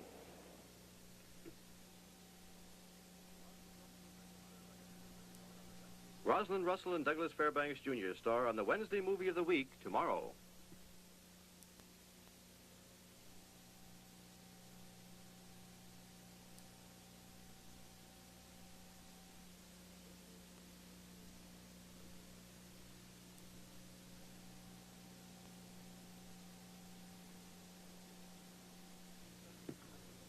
ABC News Election 72 continues, brought to you by the Ford Motor Company and 6,283 Ford and Lincoln Mercury dealers. The goal, no unhappy owners. Now from election headquarters in New York, Howard K. Smith and Harry Reisner. 8:30 in the East, and 8% of America's precincts have recorded their vote today. Richard Nixon holding a steady 2-to-1 lead over George McGovern. 3 million, just changing now, 3,500,000 votes for Richard Nixon and 67% of the total, to 1,686,000 for George McGovern, 32% of the total. Harry, George McGovern is not in danger of being wiped out. He has just won his first electoral votes in this contest. By our projection from key precincts, George McGovern has carried the District of Columbia and 3 electoral votes. Let's take a look at what the total in electoral votes is now. At present, Nixon has won about 11 states with a total of 139 electoral votes. George McGovern has 3 electoral votes from the District of Columbia. Let's take a look at 2 states where we will have winners in a short while, but where the race is still going on. The state of Tennessee, the Senate race in the state of Tennessee. The incumbent Republican Howard Baker is, as expected, keeping a good lead over Congressman Ray Blanton, the Democrat, who for a while was thought able to get in a good race. But apparently Baker's well ahead in that. Then in the state of Virginia, a much more interesting race. William L. Scott, the Republican candidate, is ahead of the Democratic incumbent, William B. Spahn. There are a couple of interesting races for governor that we're just beginning to get some results on. The way they count these votes, and particularly the way that we frequently look at key precincts, the gubernatorial races come in a little later in any given state. So far, we've projected only one winner in the gubernatorial column in Indiana, where President Nixon also got the state's electoral votes. One of the races that most fascinates people is West Virginia, where there are a couple of names involved. John D. Rockefeller IV, the son-in-law of Senator Charles Percy, and the grandnephew, I guess, or just nephew of Nelson Rockefeller in New York, and nephew of Winthrop Rockefeller, the next generation's Rockefeller name, is running against the Republican incumbent, Arch Moore, going for his second 4-year term. So far, Rockefeller is running behind. He's running 48% of the vote as against Governor Moore's 52% of the vote in the gubernatorial vote in West Virginia, but only about 6% of the precincts in. Rockefeller seems to be running very strongly in mining areas. One of his major planks is an absolute abolition of strip mining in the state. Governor Moore says that he is for controlled strip mining. And in the rest of the state, outside the mining areas, and actually in West Virginia, that's not an awful lot of the state, I guess, outside the mining areas, Moore is running very strongly. Not enough yet there to show how that's going to come out. It was figured as a neck-and-neck race. In North Carolina, the race is between Democrat Hargrove Bowles, Jr. and Republican James Holshouser. The incumbent there, Robert Scott, cannot succeed himself. At the moment, only 1% of the precincts in. Bowles, the Democrat, is running well ahead of Holshouser, the Republican. Not enough to make any particular projection on. One of the clearest indications of what has been happening so far tonight comes out of a study of what we've learned how the vote went in Florida, where that is where, more clearly than any place else, is what happened to the George Wallace vote. It went 95%. The vote that George Wallace got in the primary went to Richard Nixon in the general election, which is why he was able to, why Mr. Nixon is running 3-1 over George McGovern in a state that for the South is regarded as mixed. It's very mixed indeed. Do you know that of the 14 men Florida sends to Congress, the Senate and the House, only 4 were born in Florida? All the others are immigrants. So the carpetbagger term could not be one of derision in Florida. No. In my own state, Connecticut, which is also regarded as mixed because of a lot of reasons, it's got all of the obnoxious commuters in Fairfield County. It's got some fairly rural areas. It's got some depressed industrial areas. We've got a look based on ABC's key precincts, which are not complete yet. They're enough to tell us something. This is one of the states where a Democrat almost has to win. At least they usually have. So far, McGovern is carrying the city areas of Connecticut, but he's running behind in the rest of the state. He's carrying, when you speak about cities, you think of Hartford, which is not particularly industrial, and New Haven and Bridgeport, which are. The Democratic Party's in a state of disarray in Connecticut, is it not? Yes, it has been for a long time, except for Senator Abraham Ribicoff, who is not in a state of disarray. You've got one liberal Democratic senator, one liberal Republican senator, Lowell Weicker in Connecticut. There's no Senate race in Connecticut tonight. We'll have more on Election 72 in just a moment. I think we've been producing results so fast, it's good to look back on what has happened in the Senate races. In the Senate races, there have been 7 projected results so far. We're going to have a board showing the names of the states where, well, these are the Democratic winners so far. Huddleston, Kentucky, Eastland, Mississippi, Nunn, Georgia. Huddleston and Nunn are two almost surprises. They ran very close races. The others are not. And as for the Republicans, we don't need to put them up on a board. There are only two of them, Charles Percy of Illinois and Strom Thurmond of South Carolina. We spoke of the race in West Virginia, which is one of the night's glamour races, and I want to get to it in just a minute, just as soon as I say that we have another state projection in the presidential contest for Richard Nixon. ABC News projects that he will carry the state of Delaware with 3 electoral votes. We were talking about the glamour race in West Virginia with a man with the name of Rockefeller running as a Democrat for a change and as against an incumbent. And we'd like to hear a little bit more about exactly what is going on down there, beginning at Moore headquarters with ABC's Stephen Gear. Well, Harry, the glamour is on the other side of the camp. Governor Moore is a very popular governor. He's a Republican in a state that has a 2-to-1 Democratic registration. And he's had a good term. He's got the state on a solvent basis. There is a dispute between him and his opponent, Jay Rockefeller, over just whether or not strip mining should be done, and if so, how it should be done. But as I say, he's been popular. The problem is he's running against a man with a lot of money, a very famous name, and a great deal of what is an overworked word, charisma.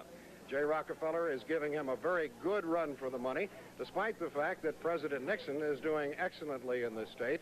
And the fact is that despite it's a Democratic state, George McGovern has not been the man to succeed in West Virginia, or at least not to do very well. So the question is whether or not Governor Moore can overcome the charm and the money of Governor Rockefeller. That remains to be seen, we're told. The polls closed at 7:30, but there are a great many paper ballots in the state. The turnout has been heavy. Governor Moore is about 175 miles away from this headquarters in Charleston. He's at his home, and we do hope that he'll be coming down. We expect that he may if he wins.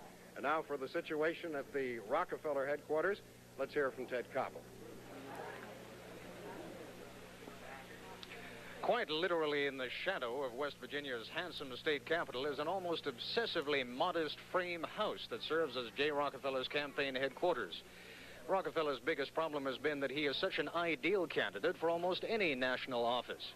He's bright, handsome, well-educated, instantly recognizable, and rich enough to be incorruptible. For all those reasons, he is subject to the same kind of skepticism here in West Virginia that might greet Julia Child if she applied for a job as a short-order cook at a truck stop. The question has haunted Jay Rockefeller since he began his gubernatorial campaign is whether he's using West Virginia as a stepping stone to some grander national office. Rockefeller, of course, denies that, but the question is effective precisely because nothing that Rockefeller says can ever lay that sort of suspicion completely to rest. Still, as a Democrat, Rockefeller has a 2-to-1 edge in voter registration. His promises to build 20,000 miles of secondary roads and to provide 50,000 new jobs have made quite an impact, and he seems to have won some support with his opposition to strip mining. At this hour, with only 1% of the vote tabulated, Rockefeller has a slight lead, 52 to 48%. But this is expected to be one of the closest gubernatorial races in the country. And that's the story from Rockefeller headquarters in Charleston, West Virginia. Ted Koppel, we have a presidential result in a neighboring state to West Virginia. In the state of Maryland, Nixon, by ABC News projection, has carried Maryland. Nixon lost Maryland in 1968, which was a great humiliation for Spiro Agnew, who was then governor of Maryland, but this tonight is Agnew's revenge. And the other vice presidential candidate, who is from Maryland, is going through what Mr. Agnew went in 1968. We have a projection also in Connecticut in the presidential race. ABC News projects that Mr. Nixon will hold and the lead he has got with 17% of the precinct reported, and will take Connecticut's 8 electoral votes. Let's take a look now at how the electoral vote is going. We've had about 13 or 14 results now. With Maryland, they add up to 160 electoral votes for Nixon to 3 for McGovern. McGovern's 3 coming from the District of Columbia. We'll have more on Election 72 in just a moment.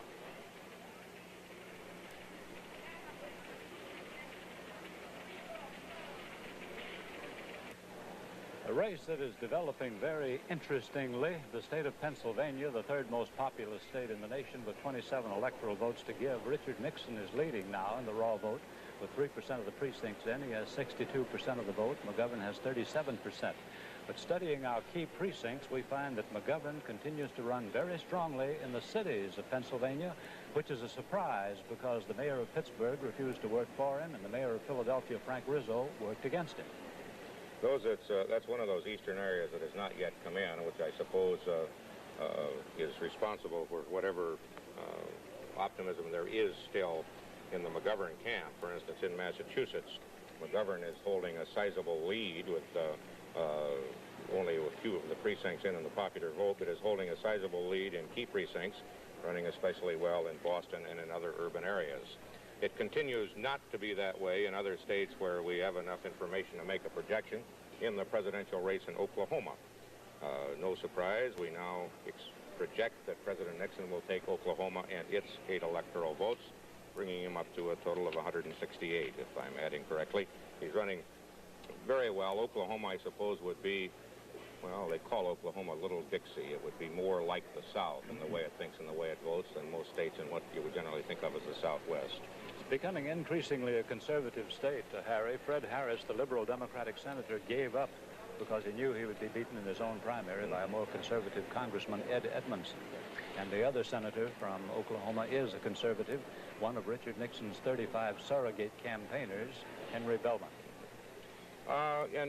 In some cases, now in Massachusetts, we said Mr. McGovern is getting some mildly good news, and also in Pennsylvania. In Ohio, which is a key place and a major place, the news is not good for Senator McGovern. We don't have enough of our precincts in to make a projection. With 27% of the popular vote in, the Nixon lead is very substantial, 60% to 38%. And the ABC News Analysis Desk notes that in Cleveland, Mr. Nixon is getting 50.5%, and that's an awful lot for a Republican. In 1968, Senator Humphrey got 67% of the Cleveland vote, and Mr. Nixon only 21%. He seems to be doubling his vote in the urban areas. Harry, we want to take a look at the state of Michigan, one of the important states, 21 electoral votes to give. And there's a Senate race there that's very tight between Robert Griffin, the Republican incumbent, and the Attorney General of the state, the Democrat Frank J. Kelly.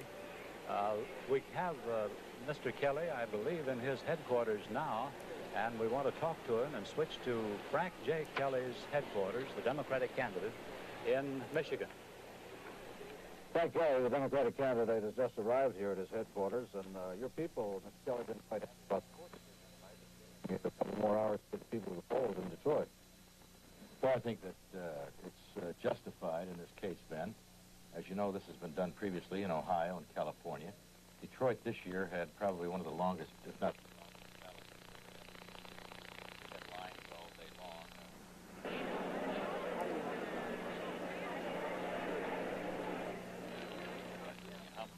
Well, we have some problems with that transmission. We'll have more on Election 72 in just a moment.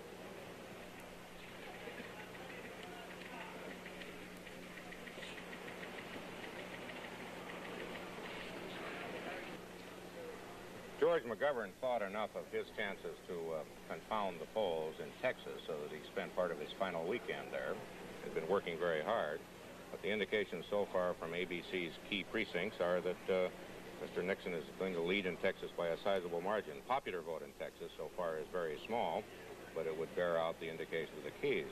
The interesting races within Texas are going oppositely. In the Texas gubernatorial race, the Democrat, Dolph Briscoe, who has more or less ignored his Republican opponent, Henry Grover, throughout the campaign, is leading in early returns and is probably favored. But Texas has a very touchy Senate race.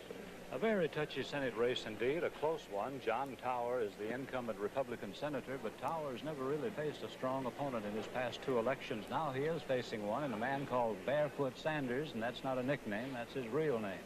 He was LBJ's congressional aide and an assistant attorney general in the Justice Department. And curiously, in the raw vote at present, Tower is leading Sanders with his very little raw vote in. In our key precincts, Sanders has a sizable lead over Tower. So we can't predict that race yet, but Sanders looks good. Some people's favorite name in this election is Barefoot Sanders. My favorite name is Nick Galifianakis, who's running for the Senate in North Carolina and who is with Bill Matney and a small Galifianakis, I understand, right at this very moment. Hello, sir. Congressman Galifianakis, they're saying here in North Carolina that this perhaps could be one of the most important race in the history of the state. Certainly the resurgence of the Republican Party here in the state. In this century, there has not been a Republican senator elected, and now you're in a tough fight. Well, I think the fight may be described as such. We have had a good campaign. We have discussed substantive issues, issues which are important to the people of North Carolina, issues which are important to the people of the United States. We have a good organization of volunteers, basically people who are pouring out their hearts and their efforts to ensure that we win. I feel pretty good about it. As you see here, I've been joined by my son, whom I haven't seen in quite some time. This is one of the strains in running a hard-fought election. Well, it seems to me here in North Carolina, perhaps we do have the classic matchup of the coattails effect of President Nixon, who apparently is going to carry this state, and of course the Pennis vote that we've been speaking about earlier tonight. Just how badly has the McGovern identification hurt your campaign? Well, I think this has been a prime effort on the part of my opponent to not only identify, but over-identify me with McGovern. I think it was anticipated that the state of North Carolina would go as it seems to be going now. But as you indicate, there is the penance principle, and I think from the early returns, that principle is taking effect. You said you expected the results of this race to be decisive. You were quoted as saying that today. Do you still stand by that? Well, I still feel that way, yes, I do. Excuse me, Bill Matney. Well, tell me, your opponent has embraced the president. Earlier, he criticized the president. Do you think this is going to affect the outcome at all? Well, obviously, he's embracing the president now, and the president has embraced him. I think that he saw his best opportunity by identifying with the president and therefore trying to identify with the great number of people who are supporting the president in this state. I think there was a shift both of attitude, of position, and everything else. I think there was a real contrast in what he has said about the president in the past and what he has been saying recently, and I've pointed this out from time to time during the course of the campaign. Well, thank you, Congressman. We have a projected state result of great importance in the presidential election. In the presidential election in the state of Pennsylvania, the third most populous state in the Union, Nixon is projected winner of Pennsylvania's 27 electoral votes. To repeat, Nixon, by projection, carries Pennsylvania. We have another projected result in the state of Massachusetts. This one, no surprise. In the Senate race in Massachusetts, we project Edward Brooke, the only black man in the Senate, will retain his seat in the Senate against a challenge by John J. Droney. And that's the national election story at 52 minutes after the hour. And now a report from Sam Donaldson. Harry, of course, the last place in the nation for the polls to close is in the West. None of the polls are closed there, but there are some important Senate races. Let's very quickly set the stage for later this evening. Take a look at them, beginning with Alaska, where the incumbent Republican Ted Stevens is facing Eugene Guess, the Democratic Speaker of the House. Stevens is favored. In Colorado, the Republican incumbent Gordon Allott being challenged by Democrat Floyd Haskell. Allott is favored. A few votes cast there. In Idaho, a close race forecast. A few votes cast there, 36. James McClure, a Republican member of the U.S. House, facing William Davis, the Democrat. In Montana, the Democratic incumbent, Lee Metcalf, is favored to beat Henry Hibbert, his Republican opponent, a rancher. In New Mexico, a close race forecast. Pete Domenici, a Republican from Albuquerque, against Jack Daniels from Hobbs, New Mexico. And in Wyoming, it's a Republican incumbent, Clifford Hansen, facing Mike Vinich, who owns a restaurant and bar. Hansen heavily favored. In Oregon, my favorite Senate race from the standpoint of nostalgia. Mark Hatfield, a former Republican governor, who is the incumbent senator, facing Wayne Morse. the man who served 4 terms in the United States Senate and was beaten by another Republican, not Hatfield, and is trying to make a comeback. Morse is 72. Age is the issue. They're both doves, of course, in the Vietnam War, but Wayne Morse holds the distinction of being one of 2 men to vote against the Gulf of Tonkin resolution in 1964 when it passed the Congress. 2 men in the United States Senate. The other man was the Democratic senator from Alaska, since retired. ABC's coverage of Election 72 will continue right after this message. ABC News is making no projections this year in races for the House of Representatives, so it's going to be a while before we can say conclusively one way or the other that the Democrats have in fact retained control or that the Republicans have upset the prognosticators and they have gained control of the House. It would take 39 switches to the Republican column in the House of Representatives to give them 218, which would mean they could organize the House, and Jerry Ford would be the next speaker, assuming he wins his race for re-election tonight. The latest House box score, however, of representatives who have been elected shows a net gain of 2 for the Republicans. They have elected 60 members of the House. The Democrats have elected 98. Within those figures are contained the 43 incumbent members of the House who faced no opposition. There was no one on the ballot against them, so they were just sort of automatically reelected. 41 of them were incumbents, rather. 2 were challengers. Well, they didn't have anyone to challenge, so they'll be coming to the House of Representatives. Let me just take a look at 4 or 5 names, though, that we can give you of people who had opposition, but who, in fact, are coming to the House. James Haley, a Democrat in Florida, has been reelected. W.S. Bill Stuckey, a Democrat from Georgia, has been reelected. He's from that family which has all of those delicious pecan candy houses along the roadways in the South and the Midwest. That's a free plug for Bill Stuckey. In Illinois, Leslie Ahrens, the Republican whip in the House, 77 years of age, the oldest Republican in the House of Representatives now, has won re-election. In Pennsylvania, Robert C. Nix, the only black congressman from Pennsylvania, he's from Philadelphia, has won re-election.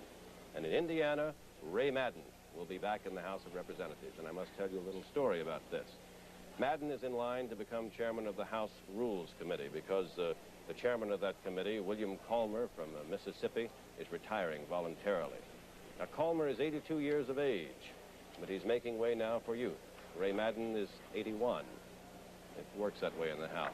The seniority system in Congress, as you know, means that if you just keep getting elected and you keep your nose relatively clean, that is, you don't switch parties and advocate that the presidential nominee of the other party should be elected, you will eventually wind up a committee chairman.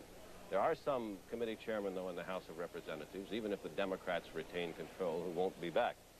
There were 4 who were defeated in the Democratic primaries: Emanuel Seller in New York, George P. Miller in California, John McMillan in South Carolina, and Wayne Aspinall in Colorado, all chairmen who won't be back because they were defeated in the primaries.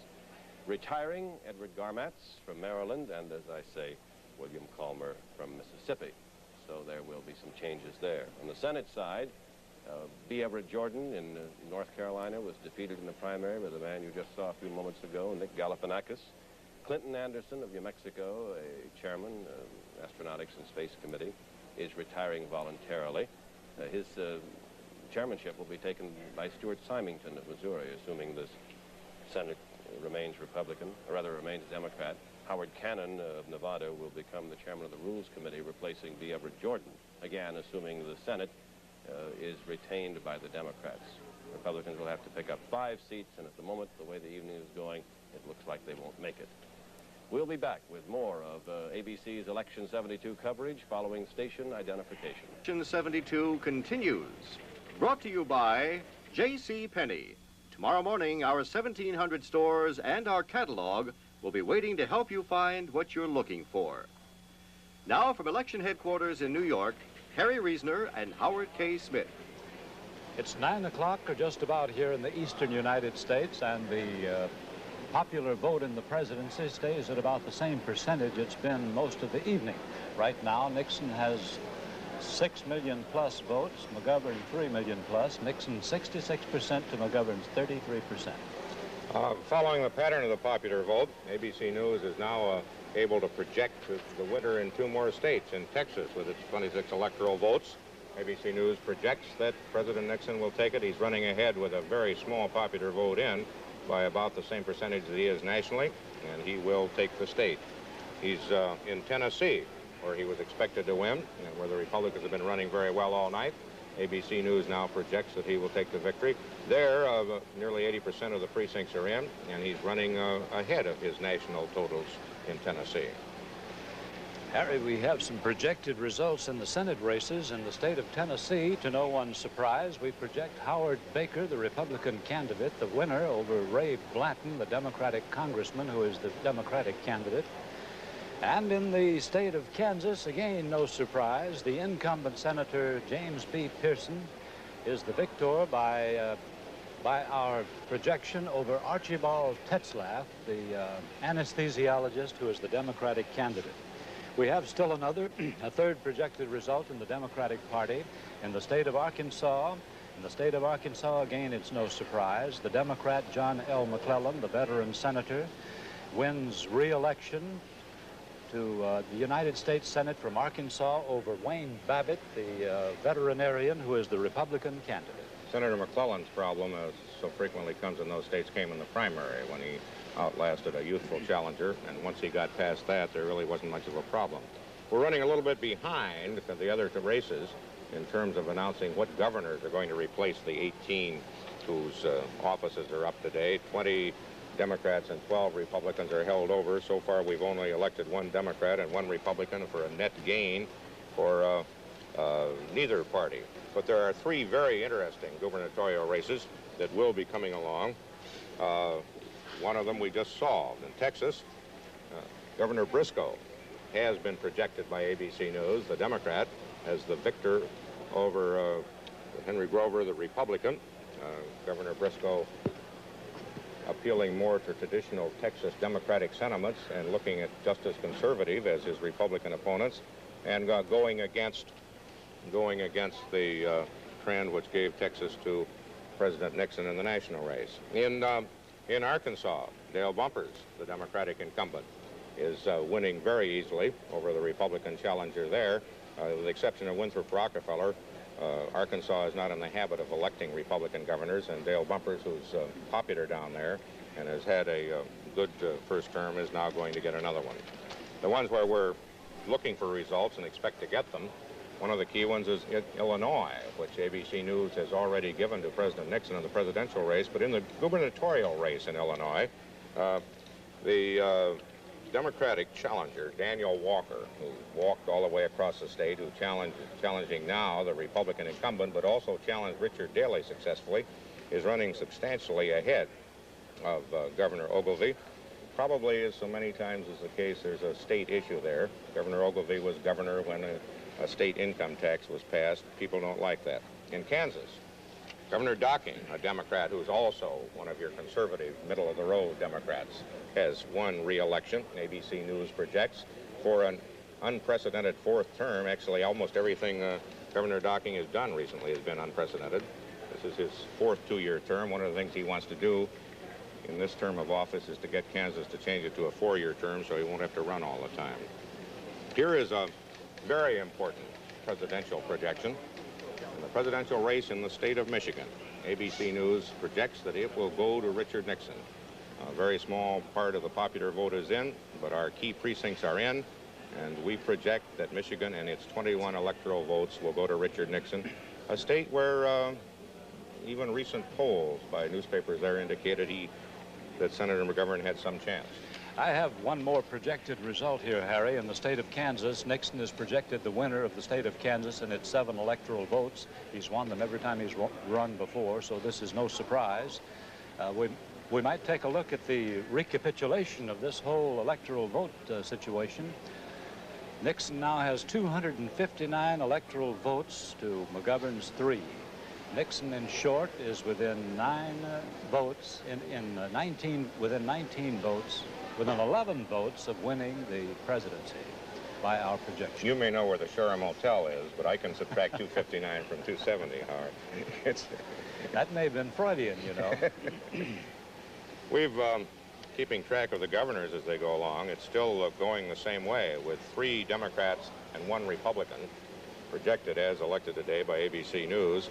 That means that so far we've figured 23 Democrats and 13 Republicans, counting the holdovers, for the next term, and so far it's a net gain for neither. Pattern after pattern tonight, the governors and senators do not necessarily go the way the presidency goes. We'll have more on Election 72 in just a moment. In terms of electoral votes, we are getting very near the point where, on the basis of ABC News projections, we will be able to declare that President Nixon will win re-election. Arkansas has just been projected as going in the Nixon column. Its 6 electoral votes brings his total to 265. There's not won Arkansas before. That was a Wallace state in 1968. It's not a state that normally votes Republican. It has just re-elected a Democratic governor, but with 1% of the precincts reported, Arkansas is giving Mr. Nixon something like 66% of the vote. In 1968, he got 31%. Harry, as a point of history, Richard Nixon becomes the first Democrat to carry Arkansas, the first Democrat to carry for 100 years, the first Republican to carry Arkansas for 100 years, the last being Ulysses S. Grant. Well, let's take a look at the total of the electoral vote now. Richard Nixon has 265 electoral votes to McGovern's 3. McGovern's 3 coming from the District of Columbia. Nixon's 265 coming from 23 states. So we have results from almost half the United States.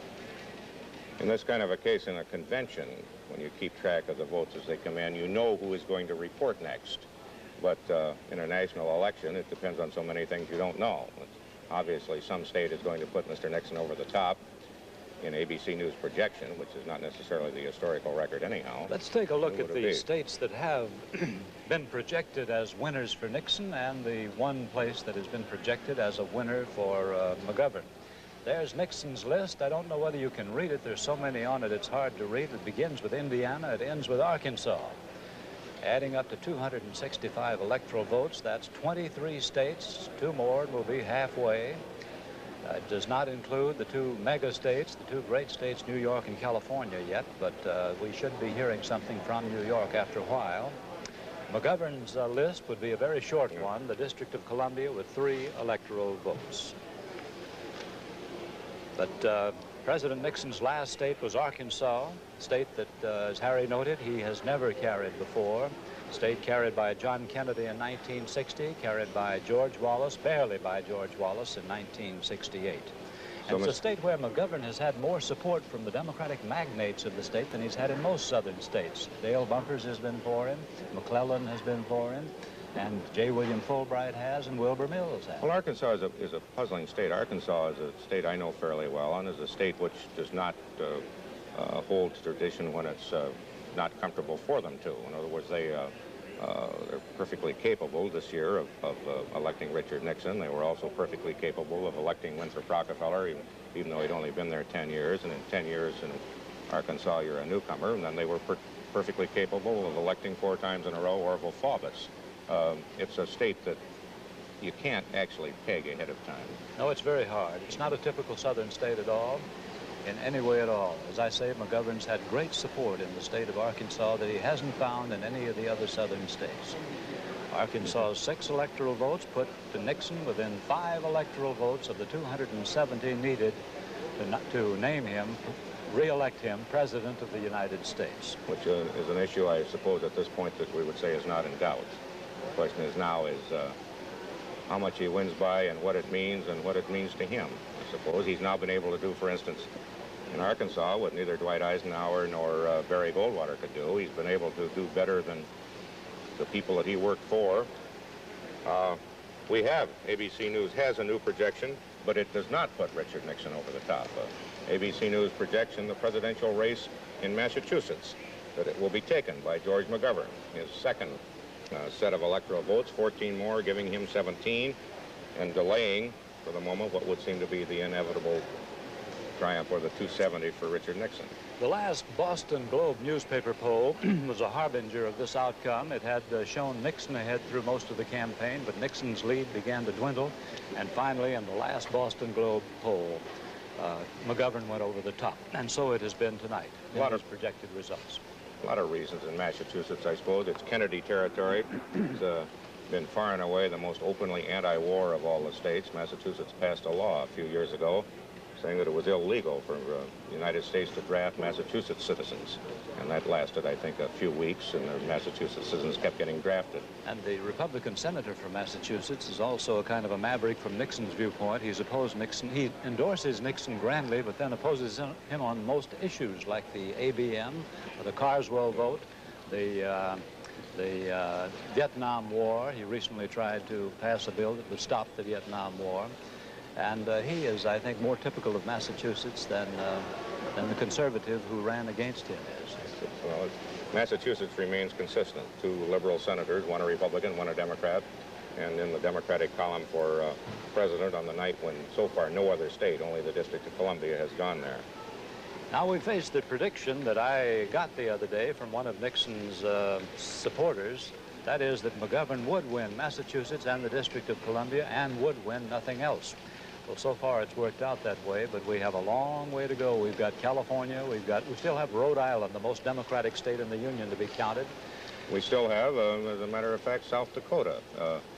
It must be very hard for a voter the first time he has a presidential candidate of a major party from his home state not to vote for him. It's not happened in the past 3 elections that the losers lost his own home state. Barry Goldwater won Arizona, Hubert Humphrey won Minnesota, and Richard Nixon won California in 1960. It would be quite a humiliation, I think, if George McGovern failed to carry his own state, especially when the man running for the Senate in South Dakota alongside him is very strong indeed. And the governor, Mr. Knipe, who's running for re-election, and sort of a McGovern protege. When George McGovern built the Democratic Party in South Dakota, he has a lot of organizational loyalty out there. We'll have more on Election 72 in just a moment.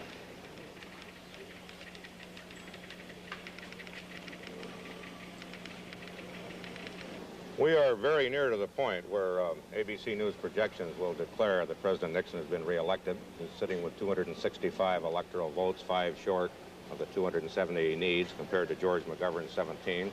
A number of elements are involved in the delay, among them the policy that we do not report projections in any given state until the polls have closed in that state. In the meantime, let's take a look at the race for governor in Illinois, one of the most fascinating of all the gubernatorial races this year, where Dan Walker, an insurgent Democrat who challenged Richard Daley's machine successfully, is leading Governor Ogilvie, the Republican incumbent, who was in office when an income tax was passed, which is very hard on governors. I think that we have a report on the Illinois governorship, and we'd like to hear about that now. One of the few places where President Nixon visited during the closing days of the race was right here in Chicago. He came here not so much to do any good for Senator Percy, who didn't need much help, nor to do much good for himself, because he didn't need that much help here in Illinois either. The president came here basically to help out Governor Ogilvie. Governor Ogilvie's problem here in running for re-election is that he was the first governor in Illinois to put in a state income tax. And this has hurt him here, although his record otherwise has been fine for governor of a state. In fact, many people here in many quarters, Democrats and Republicans, have said that Governor Ogilvie is the best governor Illinois has had. But few people, especially downstate and the conservative businessmen, want to forget, it seems, the state income tax that Governor Ogilvie put in. The Democrats, fearing a Nixon landslide here, have been trying to educate the voters to split their ticket, meaning expecting a vote for President Nixon and for Senator Percy, to split their ticket when it comes to governor, and not to vote for Governor Ogilvie, but to vote for the Democratic opponent of Governor Ogilvie's, Dan Walker. The Democrats have put on a large campaign about this here in television and in the newspapers, and right now it appears to be an extremely close race for governor. A lot will depend on how big Mr. Nixon's lead is here in Illinois and what will be the coattail effect. But if it's enough, if they're splitting, meaning if there's a split ticket, if they vote here mainly for President Nixon and for Senator Percy, will the sophisticated, intelligent voters here in Illinois who have split tickets before, will they stick with Governor Ogilvie or go against him? Perhaps it's significant that As I was driving through town here today, one cab driver said to me, yes, Ogilvy's done a very good job, but I can't forget the state income tax. He took money from my pocket, even though it went into state programs. He said he just couldn't vote for Ogilvy. And here at Ogilvy headquarters in Chicago, this is the fear, this is what they're worrying about now. And that's the story from Ogilvy headquarters in Chicago. I think that the problems of Governor Ogilvy with the state income tax are typical of the problems that governors have. Governors of all the public officials are the ones who take the beating on things that they have to do. As Lou Harris once said, your senator is down in Washington debating whether or not to recognize Red China, and your governor just slapped you with a new gasoline tax. One of McGovern's big problems in the state of Pennsylvania was the fact that his only major supporter was the Governor Milton Shapp, and Governor Milton Shapp was unpopular for the very good reason that he'd raised taxes twice in his term. All the other people who didn't face such problems supported Nixon. But if you're going to be a good governor, one of the things it involves is frequently raising taxes. Unless you can make federal revenue sharing work a lot faster than it's working now. And a lot more than it ever will in the lifetime of most. I'm surprised any governor ever gets reelected, as a matter of fact. And yet, it used to be that it was from the governors that you got your presidential candidates. That's changed. Well, it may once again be that way. If revenue sharing does develop, governors will be responsible more and more for solving our social and national problems, which they've ceased to be since the federal government's assumed so much power. If the federal government really divests itself of power and gives it back to the states, I think we'll see a resurgence of the importance of governors. Well, we're sitting here and we're waiting for that result, which we think may put Mr. Nixon across the top by projection. As you know, Nixon has won something like 25 states now and 265 electoral votes. There's the board that shows Nixon's 265 votes, lacking only 5 for the 270 it takes to win. McGovern has 17 electoral votes derived from the District of Columbia's 3 electoral votes and the state of Massachusetts' 14 electoral votes. 1 state and 1 district won by McGovern. About 24 or 25 states won by Nixon. We're just beginning to get the first trickle of votes in, popular votes from another major state in the New York presidential race. Less than 1% of the precincts so far, but Mr. Nixon running ahead with 59% of the votes, and McGovern's 41. Excuse me, out of Harry. a total of 500. We have a projected result which will put Nixon across the top. In the state of Ohio, Nixon is declared the winner by ABC News projection. Ohio and its 26 electoral votes go to Nixon by our projection on the basis of key precincts. That will serve, I believe, to put Mr. Nixon across by a good deal more than he needed. He had 265 electoral votes. Now, with your wonderful mathematical mind, you add that up for me and tell me how many votes I think he's it makes got. something like 291, if I add it correctly, if your word was 26. Nixon wins re-election to the presidency. That's what that means. There's no doubt about it. And you say with more than he needed, and he's obviously going to get a good deal more, whether he needs them or not, as time goes on. At least 1/3 of the population has not yet had the polls closed, so we still have a lot to go, but Nixon has won the re-election to the presidency of the United States, and it's beginning to look as though the pollsters knew what they were talking about. The popular vote now shows Nixon with 65%, McGovern with 34%, and all the main states that have showed up, with the exception of Massachusetts, have all gone to Nixon. The big state of Michigan, the big state of Ohio, the big state of Illinois. And that has been very consistent from the first few percentage points of popular vote that came in.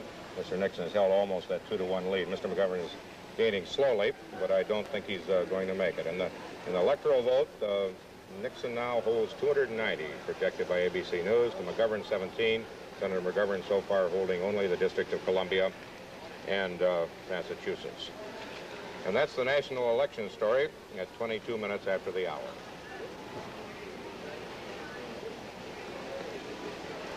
And now here's a report from Sam Donaldson. So, Harry, according to our ABC projection, Richard Nixon has won re-election, and I can't help but remember that today is the 10th anniversary of one of those events that have marked Nixon's career. 10 years ago today, Richard Nixon faced the press in the Biltmore Hotel in Los Angeles. He had the day before lost the governorship of California. And as you recall, he said to the press, "You won't have Dick Nixon to kick around anymore." 10 years later today, no one kicked him around. he has won re-election to the presidency. Let's take a look at the Senate races that ABC News has projected as far as having called a winner, saying that we think we know who that man will be, or woman. In Kentucky, the ABC News projection gives Kentucky's Senate seat to Walter Huddleston, the Democrat, over former Governor Louis Nunn.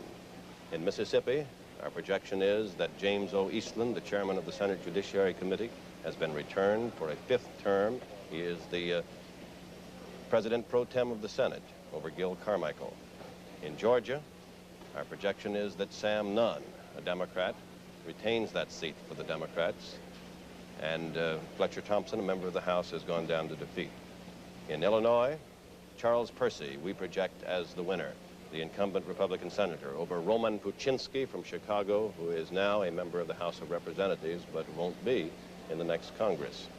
In South Carolina, Strom Thurmond, a Republican, has won re-election, we believe, over Eugene Ziegler, his Democratic opponent.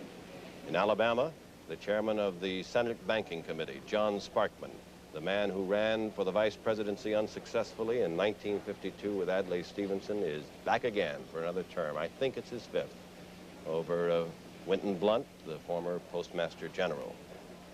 In West Virginia, we have projected Jennings Randolph, the incumbent Republican senator, as having been re-elected over Louise Leonard, a member of the state Senate. Randolph first came to Congress with Franklin Roosevelt when Roosevelt came to the White House in 1933. He was a member of the House of Representatives for 4 or 5 terms, and then he lost his seat and was a private citizen for a while, and then he came back to the Senate. In Arkansas, our projection is that John McClellan, who is now the chairman of the Appropriations Committee, has been returned to the Senate over his little-known opponent, Wayne Babbitt. He's a Democrat, McClellan is. And in Kansas, James Pearson, a Republican, has been returned to the Senate, ABC's projection believes, over his opponent, Arch Tetzlaff.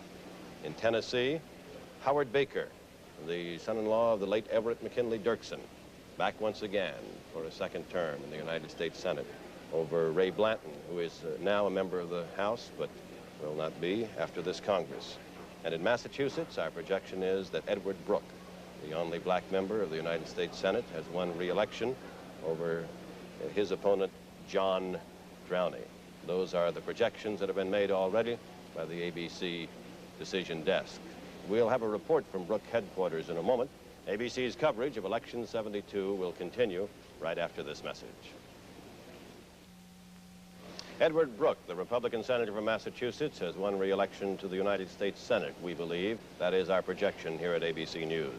Brooke's headquarters at the Copley Plaza Hotel, and ABC's Bill Brannigan. It was very good voting weather here in New England and has produced record or near record turnouts in many communities throughout New England, throughout Massachusetts, and especially here in the student enclaves in Boston. That heavy turnout means a slow tally. The mood here at Brooke headquarters is one of absolutely no anxiety. When ABC projected Senator Edward Brooke as the winner here, it was almost no surprise. The polls all this fall have showed him with a substantial lead. Most of his supporters are interested to see if he can better the 61% total he ran up in winning in 1966. Both Senator Brooke and his staff are concerned, however, about the congressional races here in Massachusetts. 6 of the state's 12 seats are being contested. Senator Brooke has campaigned extensively for GOP candidates here. He's hoping that his coattails will bring them to victory.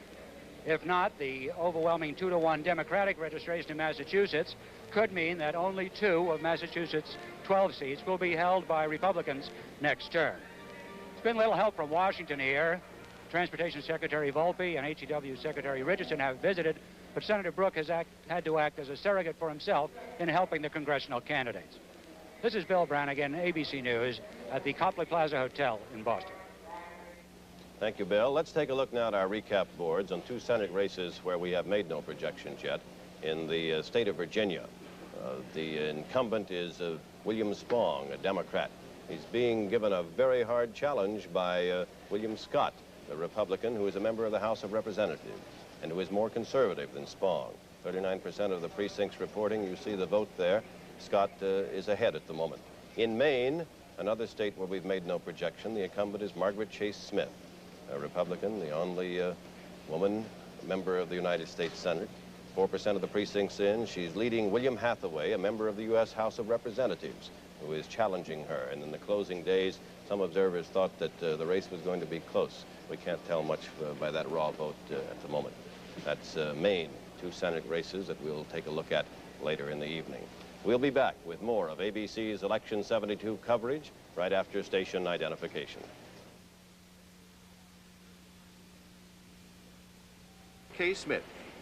Richard Nixon has won re-election to his second term as President of the United States with 17% of the popular vote recorded. He is holding a steady almost 2-to-1 now lead over George McGovern. Almost 9 million votes for President Nixon, about 4.5 million votes for Senator McGovern. ABC News projects that President Nixon has also won 293 electoral votes, 23 more than he needs, the 270 minimum. Senator McGovern has only 17, the District of Columbia and the state of Massachusetts. The latest state we've added to that electoral vote is by projection is North Dakota with its 3 electoral votes. That's no surprise. North Dakota is Nixon's private property. He's always carried it every time he's won. His North Dakota's 3 electoral votes bring the total up to 293. We've neglected the House of Representatives tonight because it's been hard to get all those results in between the results of the Senate races and the presidential contests. Let's take a look at the House board now. So far, the Democrats have elected 136 members to the House. 435 is the total. The Republicans have elected 94. The Republicans have won a net gain of 3. We now have another major projection in the presidential race, Howard. ABC News will project that President Nixon will take New York, which is a major state to take, and always hard for a Republican, and requires him to run well in New York City, what he's been doing. So far, there's very little of the popular vote reported, but our key precincts indicate that he will take it. He will win New York. That's 41 more electoral votes, the second most populous state in the Union. It used to be the first most populous. Well, we saw the House results a while ago. Let's take a look at how the Senate looks now so far tonight. The Senate races. The Democrats have won 6. The Republicans have won 5. The Democrats are the only ones who've gained a seat they did not have before. We'd like to take a look at 2 races that are very close and that deserve watching. We haven't been able to declare because they've been too close. The state of Delaware, first of all, in the Senate race there, the incumbent Senator Caleb Boggs is running a little behind a man named Joseph Biden, who is too young to go into the U.S. Senate. He won't be 30 until November the 20th. Boggs is lagging behind Biden. And another race of interest in the state of Michigan, an incumbent Republican, Robert Griffin, faces a contest from the Attorney General of the state, Frank J. Kelly. Griffin maintains the lead there, as you see. In Washington right now is a man who must be very happy, Senator Robert Dole, the chairman of the Republican National Committee. He's with ABC's David Shoemaker. David? Happy about 11 on a scale of 10, I guess. Senator Dole, you have once again become a genius in your own time. Everybody, I guess, is tonight. Everybody's a genius. But as I've been saying, I think you give 99% of the credit to Richard Nixon. You divide up the other 1%, take any part of it you want. But I'm still not completely happy because I don't see enough Republican gains in the Senate and the House. I think it's a great personal triumph for Nixon, but I haven't seen the filter-down effect yet that I would like as a Republican chairman. Well, it's not really a secret, is it, that you've been privately kind of critical of the way the campaign has been run. Are you saying I told you so tonight upstairs? Or? Not critical, but I look around the room, I don't see the word Republican anywhere, and I am a Republican, and I want to build our party, and I know President Nixon wants to build our party. So all I say, we've got a lot of work to do in the next 4 years. Senator Dole, how do you account for the fact that a greater effort has not been made to bring senators into the Republican column in this election? Well, I think a great effort was made by the president. I don't criticize the president. He wrote letters, made TV spots, still pictures, made phone calls. But he didn't do much traveling, though, did he? He made personal visits to Michigan and Oklahoma, I think some 16 states, Georgia, some where senators are running. Well, Senator Dole, this is Harry Reasoner. You could get the impression this time that the party winning tonight is the New American Majority Party. Does this mean it's just a 4-year phenomenon? I'm certain I could answer the question since I didn't hear it, but But that's never bothered you, Senator. never bothered me before. Maybe I'll give it a try. But I'm just saying, as the chairman of the party, I'd be happier, and I may yet be happier by midnight if we pick up 5 seats in the Senate and we change some things in the House and pick up some governors. Well, what does it really look like now? Have you given up all hope of taking the Senate? Well, I haven't given up all hope. There's still several races in doubt. There are always some surprises. We had a bad one in Kentucky. Maybe there'll be some bad ones on the other side. Senator Dole, thank you. We'll have more on Election 72 in just a moment. President Nixon is continuing to increase his electoral vote lead over Senator McGovern in the presidential race in New Mexico. ABC News now projects that President Nixon will take that state and its 4 electoral votes, bringing him up to 338 at least, maybe 342 now. I'm not sure whether that's included. We've been watching the various governor races tonight, and they are coming in slower than the presidential races. We have declared 4 winners. In Indiana, Otis Bowen, the Republican candidate, has won. In Texas, Dolph Briscoe, the Democrat. In Arkansas, Dale Bumpers, the Democratic incumbent, has won. And in Kansas, Robert Docking, the Democrat, has won an unprecedented 4th term. So far, what that means is that there's no net gain for either party. Of those elected today, the 3 Democratic victors take Democratic seats or remain in office, and the 1 Republican victor replaces a Republican. In West Virginia, which is one of the most dramatic of the races for governor, it's a little bit less certain. At the moment, with 23% of West Virginia's results in, the incumbent Governor Arch Moore, a Republican, is leading John D. Rockefeller IV, J. Rockefeller, by 52 to 48%. And this does not indicate yet that we are in any position to project the winner there. It was figured to be a neck-and-neck race. In North Carolina, a similarly close race in the race for governor there. The Democrat, Hargrove Bowles Jr., is ahead, 52% to 48%, by about the same margin as his Republican is in West Virginia, but still no basis for making a projection. Close races.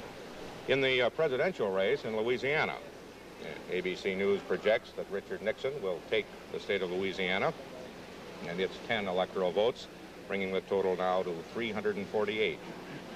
Very few of the precincts have reported there, but our key precincts indicate Mr. Nixon will take it. Harry, Louisiana has not voted for a Democrat since John F. Kennedy. It's almost gone out of the Democratic column. It voted for Nixon, it voted for Wallace, now it's voted for Nixon again. The Solid South is beginning to mean something different from what it meant when I studied political science. It's been pretty solidly Republican. The only thing that kept it from being solidly Republican before was George Wallace, and now that he's not in it, it certainly is a Republican enclave. It also stumbled into being solidly Republican. You remember that when Dwight Eisenhower was president, and Meade Alcorn was his national chairman of the National Committee, and with Richard Nixon's great cooperation, they began what they called Operation Dixie, with something like $1 million to make the Republicans a force in the South. But the intention then was to make the Republicans the party of the liberal awakening of the New South. And it worked. In 1960, Mr. Nixon did very well at places like Kentucky and border states and others, better than any Republican had ever done. But Barry Goldwater turned that all around, intentionally or not. So we do see a new South. The South is rising again as a Republican phenomenon. Nixon's going to make a clean sweep of the South from everything we can see. We've given in Florida, by our projection, Florida with 17 electoral votes. It's always gone to him before, so none of these states come as a surprise. In North Carolina, where Mr. Nixon has been projected the winner, but where the race for governor is still in doubt, ABC's Bill Matney is talking to the Democratic candidate, Hargrove Bowles Jr. Bill? Yes. We have Mr. Bowles here. He's already set something of a record here in North Carolina. He spent $1.3 million in his campaign, and this is the first time a candidate here in the state has ever gone over $1 million. How much has it helped you, Mr. Bowles? Well, we won't know till the night's over. I think we're going to win it, though. Tell me, there are 2.3 registered voters in the state. Democrats have 1.8 million of them, and yet these races here in the state are just nip and tuck. Yours and also the Senate race. Yes, they are. Of course, this has always been a state that split the ticket somewhat for the last, 10 years or so.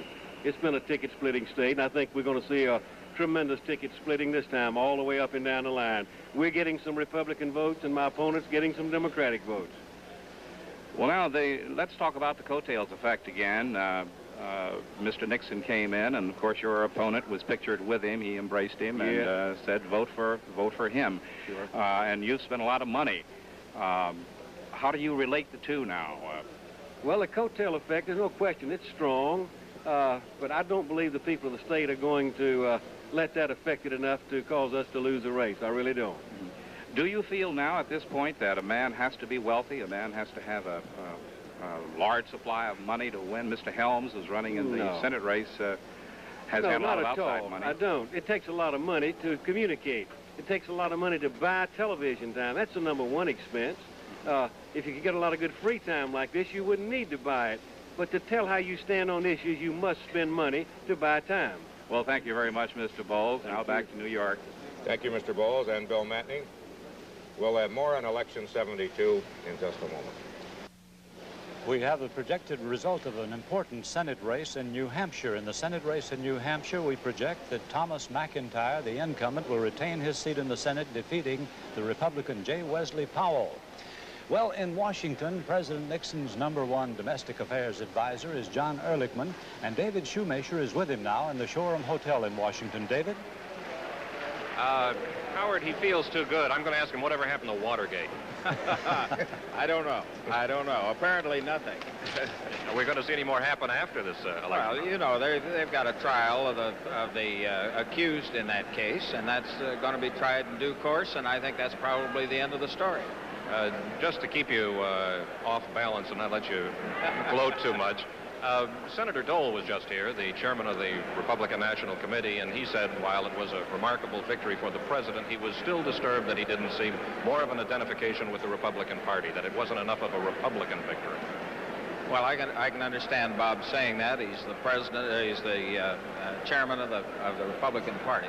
I think the thing that the president's been talking about is the thing that he really sincerely feels about that we're seeing in this election the vote of confidence of a new American majority that transcends party, that transcends race or particular interest group, that is a very broad-based expression of approval of the policies that the president has advanced over the last 4 years. Mr. Ehrlichman, this is Harry Reasoner. Hello, Harry. How do you put that kind of a policy into effect from one election to the next? What happens in 1976 to this majority? I think that remains to be seen. For my part, of course, I'm interested in how it works in the Congress in the next 2 years. As you know, there's a lot of legislation that we moved to the Congress in the last 4 years that didn't get acted on. I'm very encouraged to see a bipartisan support out in the hustings by a number of candidates for the Congress who have moved very close to the president's position on a lot of national issues. I think we're going to see a new American majority in the Congress that perhaps is across party lines on some of the really fundamental domestic issues, and I'm very encouraged. Mr. Ehrlichman, real quickly, yes, sir. Can you hear me? Yes. In spite of that, I'm going to assume if you had your druthers, you would have prefer to have a Republican-controlled Congress.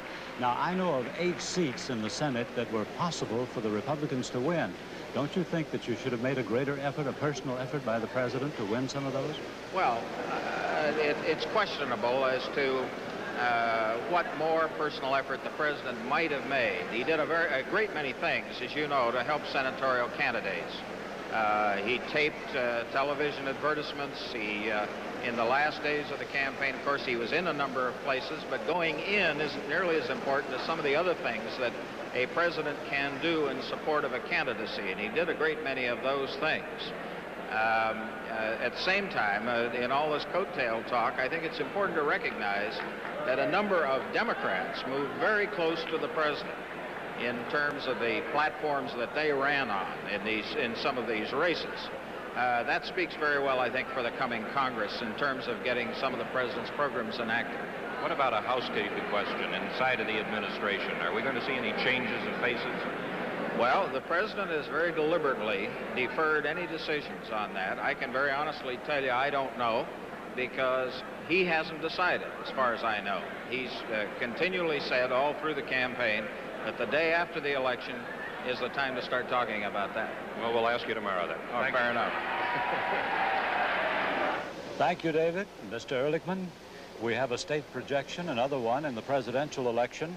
In the presidential election in the state of Maine, Nixon is the projected winner of that state's 4 electoral votes. So Nixon carries Maine to no one's surprise. We also have a projection in the field of governors in New Hampshire. Governor Thompson, the Republican candidate, is projected by ABC News to be the winner, and interestingly enough, that continues to mean the net gain for either party and among governors remains 0. So far, the offices are staying where they belong.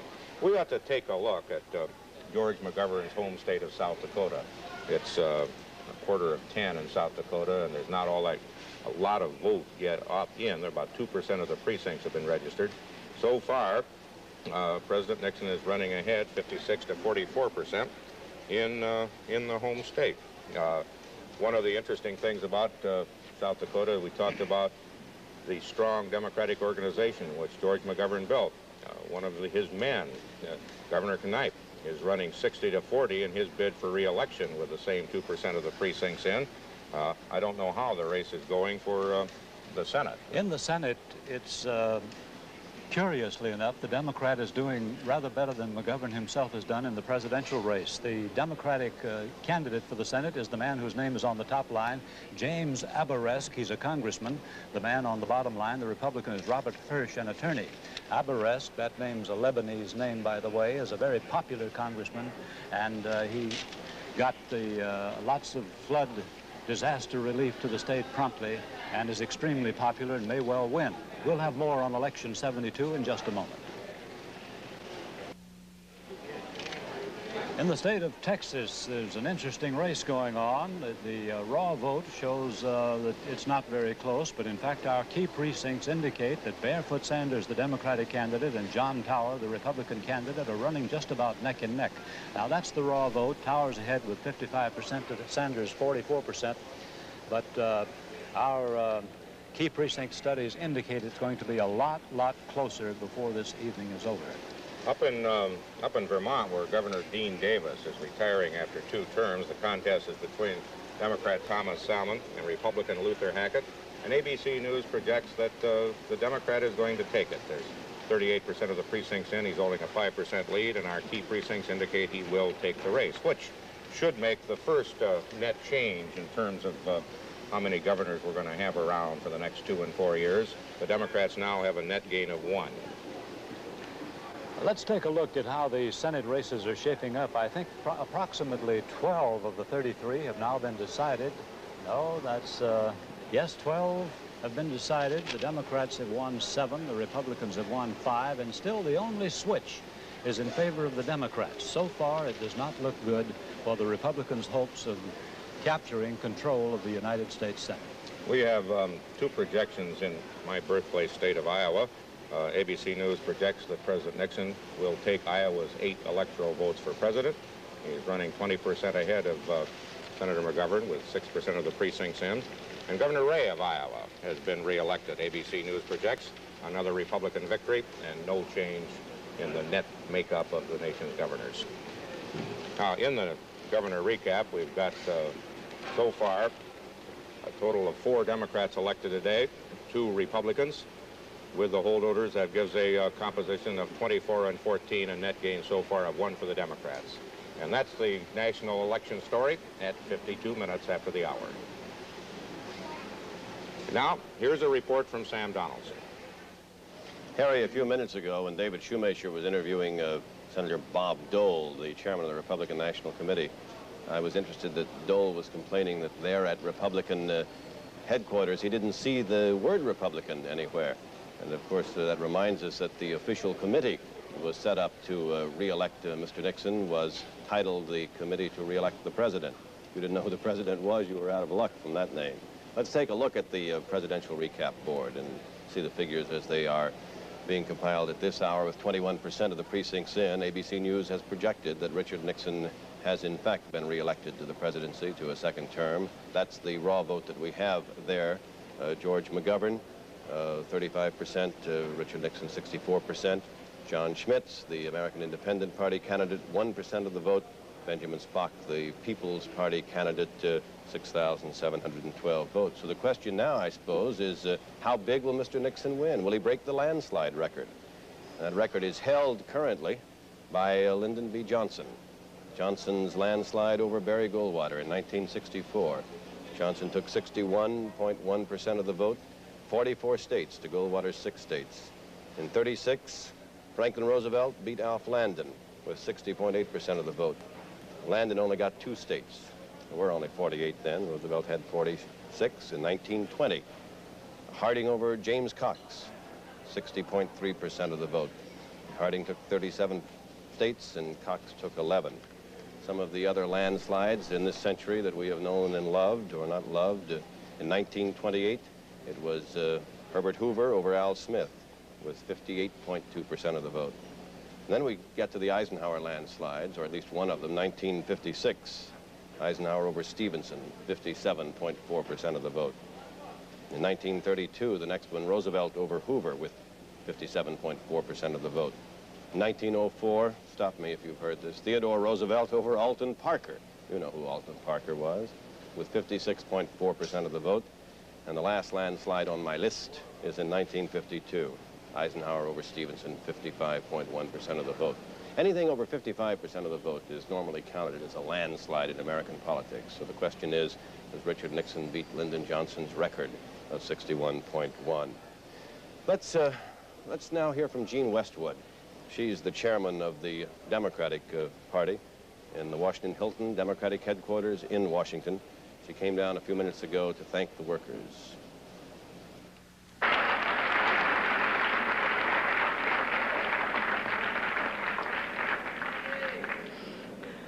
First, I want to say thanks not only to all of you in this room, but to all of you across the country who have worked for the Democratic Party you believe in, for the candidates you believe in, and who have made a difference in this country that is never going to be forgotten, no matter which races we win and lose tonight, because you have shown on all sides, and for those of you who work for all candidates, the kind of dedication to the country you believe in that makes me be proud to be the chairman of your party. I know that all of you are going to be around as we go through the next years because you believe in the kind of America I believe in, and I really came down to say thanks to all of you. A videotape recording of Jean Westwood's remarks to the workers in Washington at Democratic Party headquarters. Mrs. Westwood is the chairman of the Democratic Party. That was recorded a few minutes ago. ABC's coverage of Election 72 will continue right after this message. The House of Representatives, it would take 38 Republican seat gains or seats gained for the Republicans to take the House. It doesn't look like they're going to do that. Our latest box score shows that there is a net gain of 2 for the Republicans, 110 Republicans elected, 153 Democrats elected. Some of them, of course, had no opponents and were elected immediately today. Some of the individual names we can give you now. In New Jersey's 10th, Peter Rodino, a member of the House, has been reelected. In Massachusetts, Louise Day Hicks will be back. She's from Boston, of course. In Michigan, Charles Diggs, the black congressman from Detroit, who will be the chairman of the House District of Columbia Committee, a committee that had been chaired by John McMillan of South Carolina, a man beaten in a Democratic primary. Diggs, of course, is thought by the black citizens of the District of Columbia to be more responsive to the will of the people in the district than was McMillan. In Maryland, Marjorie S. Holt is the winner in Maryland's 4th district. There was no incumbent in that district. It was a new district. We'll be back with more of ABC's Election 72 coverage following station identification. Rosalind Russell and Douglas Fairbanks Jr. star on the Wednesday Movie of the Week tomorrow.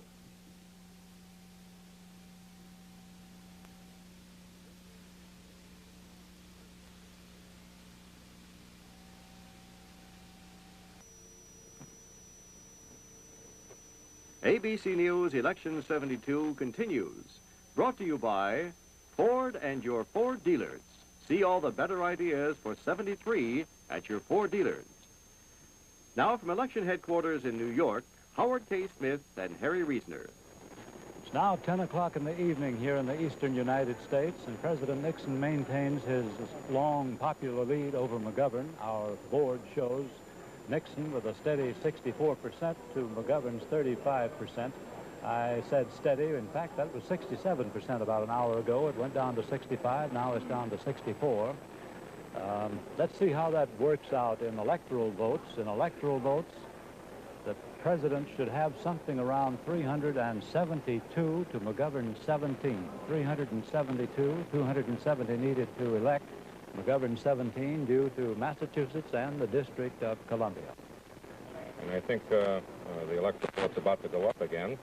And we have a new gubernatorial projection in Missouri, in the home state of the first Democratic vice presidential candidate, Thomas Eagleton. The Republican, Christopher Bond, has won. ABC News projects with 58% of the vote over the Democrat Dowd. It will make Christopher Bond the youngest governor in the nation, and the first Republican governor elected in Missouri since 1944. That gives the Republicans their first net change of one. Harry, incidentally, we have a projected result in the presidential election in Missouri. Nixon won the state by an eyelash in 1968, 4 years ago. By our projection, he wins Missouri again tonight.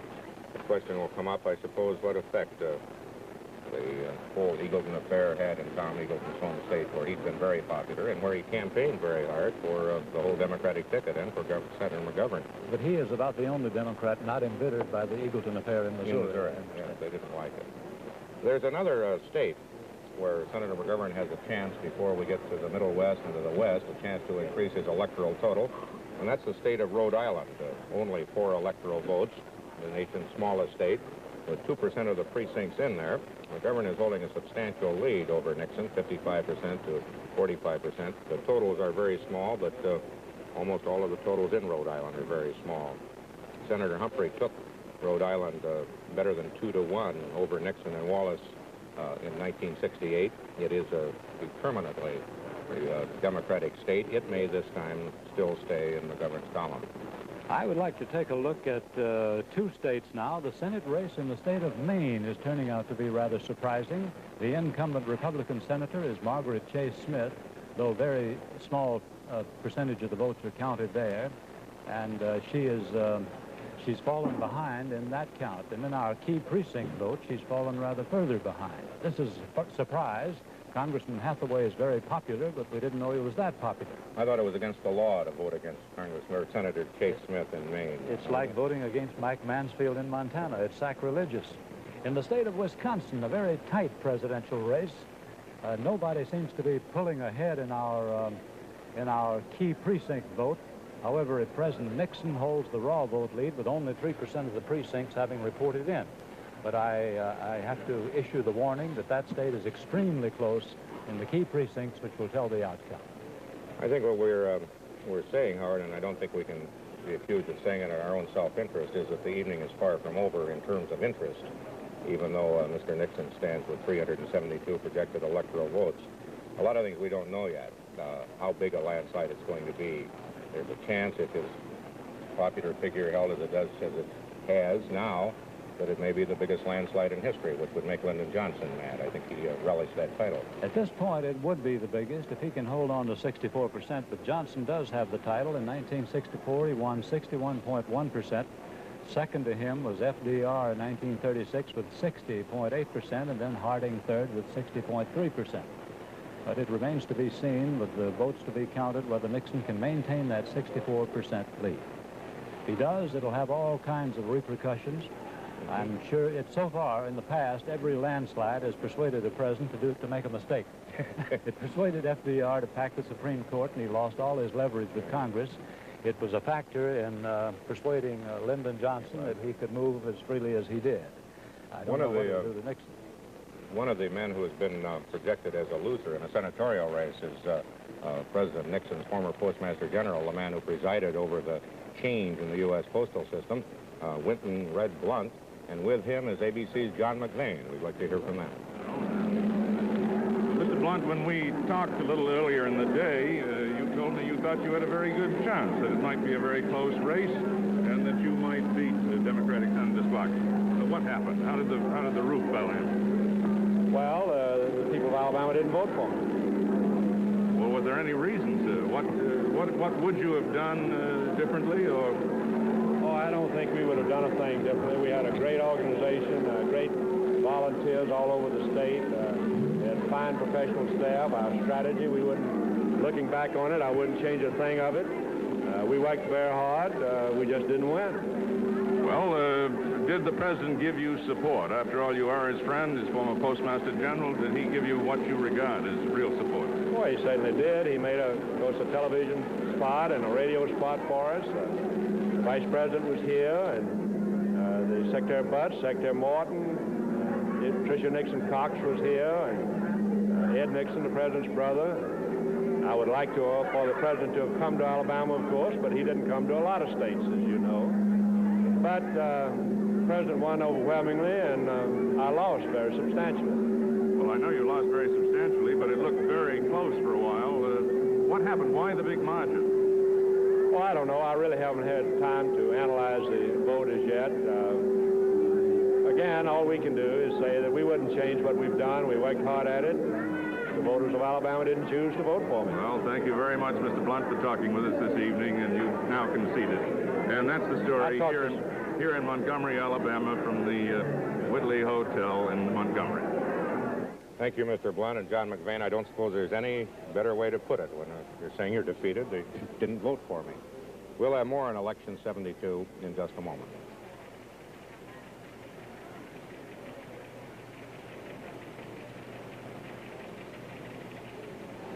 One of the most interesting races for the Senate is the one in Texas between Barefoot Sanders and John Tower. We haven't been able to call a winner yet, but Mr. Sanders is now in Dallas, Texas, and ABC correspondent Charles Murphy is with him. Can you come in, please? Howard, I'm sitting with Mr. Sanders in his Dallas headquarters. The raw vote total shows him trailing Senator Tower, but the ABC key precincts show that the race is neck and neck at this point. Mr. Sanders, what about your key precincts? Have you checked around the state, and what have you heard? Well, what we've been doing is checking around the state. For instance, in Harris County, where you have about 15% of the vote. That's Houston. That's Houston. And projection down there right now is that we will carry that county about 54-46, 55-45 out of roughly 600,000 votes. That's a rough projection, which I just got from Houston. I would say in the South Texas area in the Valley, I'm not running as strong as I figured I would. East Texas is about like we thought. Dallas is... what is East Texas doing? I'd say East Texas, we're winning in the areas in East Texas that we expected to win, but it's a little bit closer than I thought it would be. The McGovern-Nixon situation is obviously having some impact on this race. You mean the coattails are reaching out for Mr. Tower to some extent? Yeah, not very long, but somewhat. You see, Nixon's apparently carrying Texas about 70-30 at this point, and so you're getting some coattail effect on that. Do you believe in this so-called penance theory? Well, there is something to that. I don't know that I would ever have described it as a penance theory. It's just the idea there are a lot of folks who are Democrats, and a number of others who are really kind of independent would normally vote Democratic on the state level. I don't know whether it's penance that would keep them in the Democratic column or just a matter of the way they traditionally vote. But Tower, with such an established name and reputation in Texas, 11 years in the Senate, would have been a tough opponent even if President Nixon hadn't run so strong, would he have not? Oh, no question about that. The whole situation here was finding the dissatisfaction with Tower and his record. And I thought it was there. I still think it's there, but obviously it's a very close situation. But they're two different things. No matter who was at the top of the ticket, you're looking at an 11-year incumbent with about 100% name identification. And then added to that, the rather difficult situation at the top of the ticket. Yes. Now, there's been a very heavy vote in Texas, much bigger turnout than in '68, perhaps 20 or 25% more. Do you think this worked in your favor, getting all these people to the polls? That's been my theory, and I still think it's true. It's too early for me to say that our theory was proved in the event. But right now, for instance, there are about 205 or 10,000 votes, the last count I saw a few minutes ago, counted. and it looks like there'll be a vote turnout of 4 million or better. You were outspent considerably by your opponent, weren't you? Oh, very substantially. What was it, about 5 to 1? Yeah, I'd say it's about 6 to 1 last I heard. We put about $350,000 into this general election campaign. The last report I saw on Tower, which was filed as of 10 days before the election, he had spent about $2,200,000. That's as much as anyone has ever spent, or that's as much as any listed spending that I know of in Texas. That's the most I've ever heard of. In fact, it was reported to be more than any other Senate or congressional race in the country. Well, Mr. Sanders, whether you win or lose, you have left your imprint all over Texas. The barefoot symbol, the symbol representing Mr. Sanders' middle name, or his first name now, I believe it is. Middle name.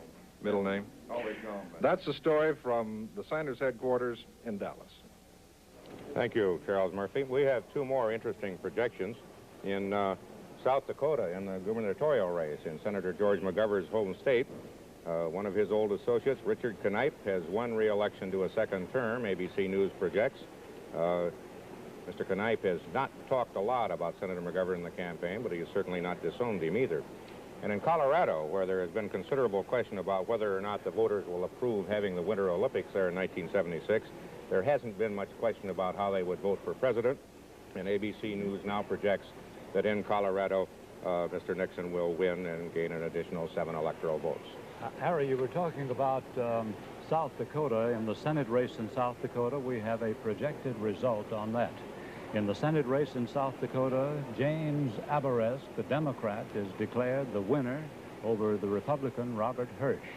Congressman James Abourezk has won, by our projection, the Senate seat from South Dakota. That could be considered moderately good news for Senator McGovern, and he's not having much good news tonight. If you looked at a map of the United States right now, if you were flying in a jet and could look down and see what states were stained McGovern color, you would hardly be able to see them. There's Massachusetts way up on the right-hand side and the District of Columbia down just off the Potomac. This must be well realized out at McGovern's headquarters at Sioux Falls, South Dakota. ABC's Frank Reynolds and Frank Tomlinson are out there. I'd like to hear from them. Yes, well, obviously, there's not much cause for dancing in the streets of Sioux Falls, South Dakota tonight. Senator McGovern, we understand, has prepared his statement of concession. As a matter of fact, I'm told he may have worked on it this afternoon before the polls closed.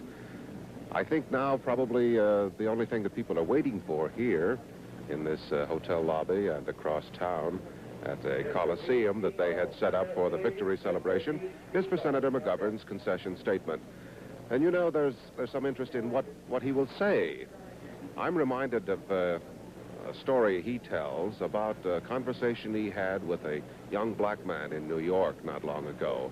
And this young man said to him, "Senator, this election is going to break your heart because the American people are not as decent and as good as you think they are." McGovern argued with that young man and told him that he thought he was wrong. The other morning, I asked him, "What will you say? How will you feel about the country if you really get hurt?" Well, I think his heart will be broken, but I don't think he's going to blame the country. And I think he'll probably come out here sometime later tonight and express his love for the nation. He probably will not do it here in this crowded hotel lobby. The Coliseum across town is where the celebration or the post-mortem is to take place, and ABC's Frank Tomlinson is there. There hasn't been the sign of a politician here in the Sioux Falls Coliseum so far, not national, not local. But that hasn't dampened the spirits of this crowd. Just a few seconds ago, when ABC projected the winner of Abourezk here in the U.S. Senate race, it brought a big cheer. Meanwhile, the people are listening to a rock and hillbilly band in the back, and behind me is the Arlington, South Dakota High School Band, one of the outstanding bands in the state. They're keeping the spirits up here in the Coliseum, although everyone seems to agree that now the only thing they're waiting for is for George McGovern to come here and make his concession speech. And that's the story here at McGovern headquarters. Harry, we have our 14th projected winner in the Senate races. There are 13 Senate races being contested in the state of Minnesota. By ABC News projection, Walter Fritz Mondale, the Democrat, retains his seat in the Senate in his contest against a Lutheran minister named Philip Hansen. I'd like to remark about Jim Aberesk winning that South Dakota seat. That seat had belonged to a Republican, and Carl Mundt. And that makes the second seat the Democrats have taken from the Republicans. The Republicans have not won any from Democrats tonight.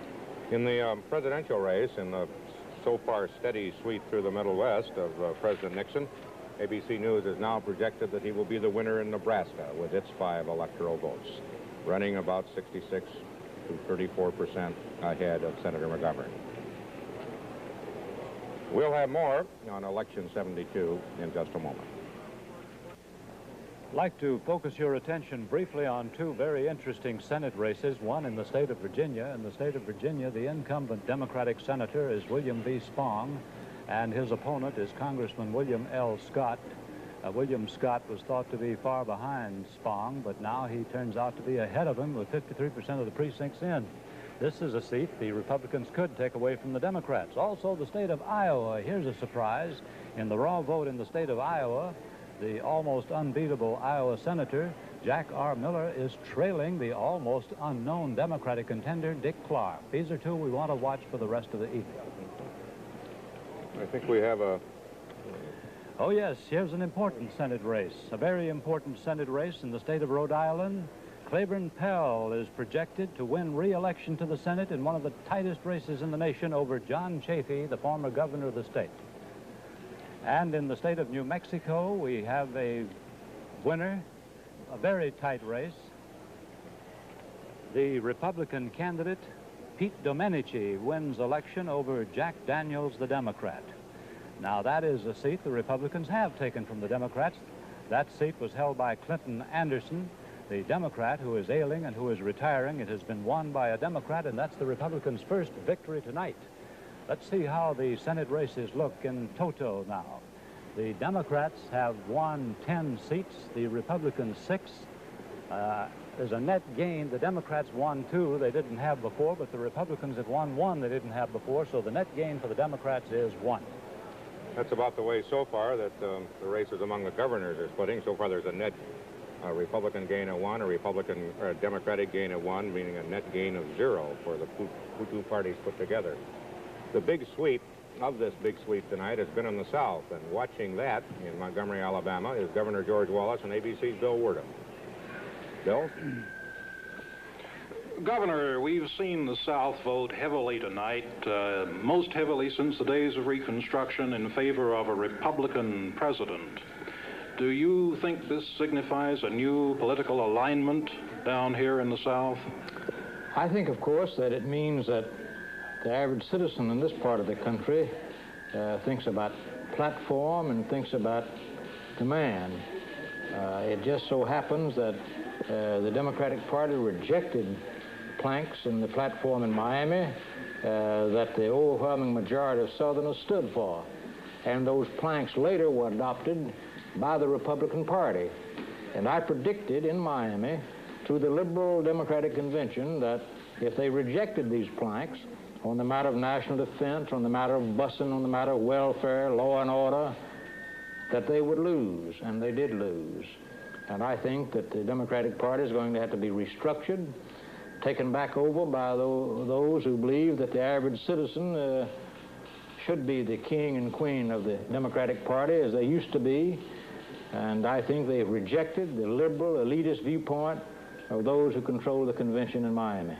Well, Governor, it seems there's going to be a new kind of Reconstruction here in the South. Are you going to be part of that new Reconstruction?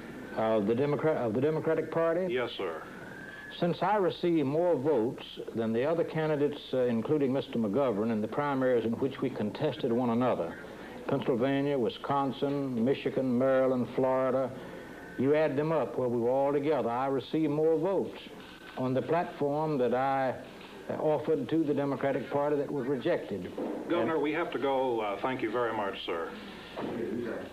A very important projected result in the state of Wisconsin. By our projection, Nixon carries Wisconsin.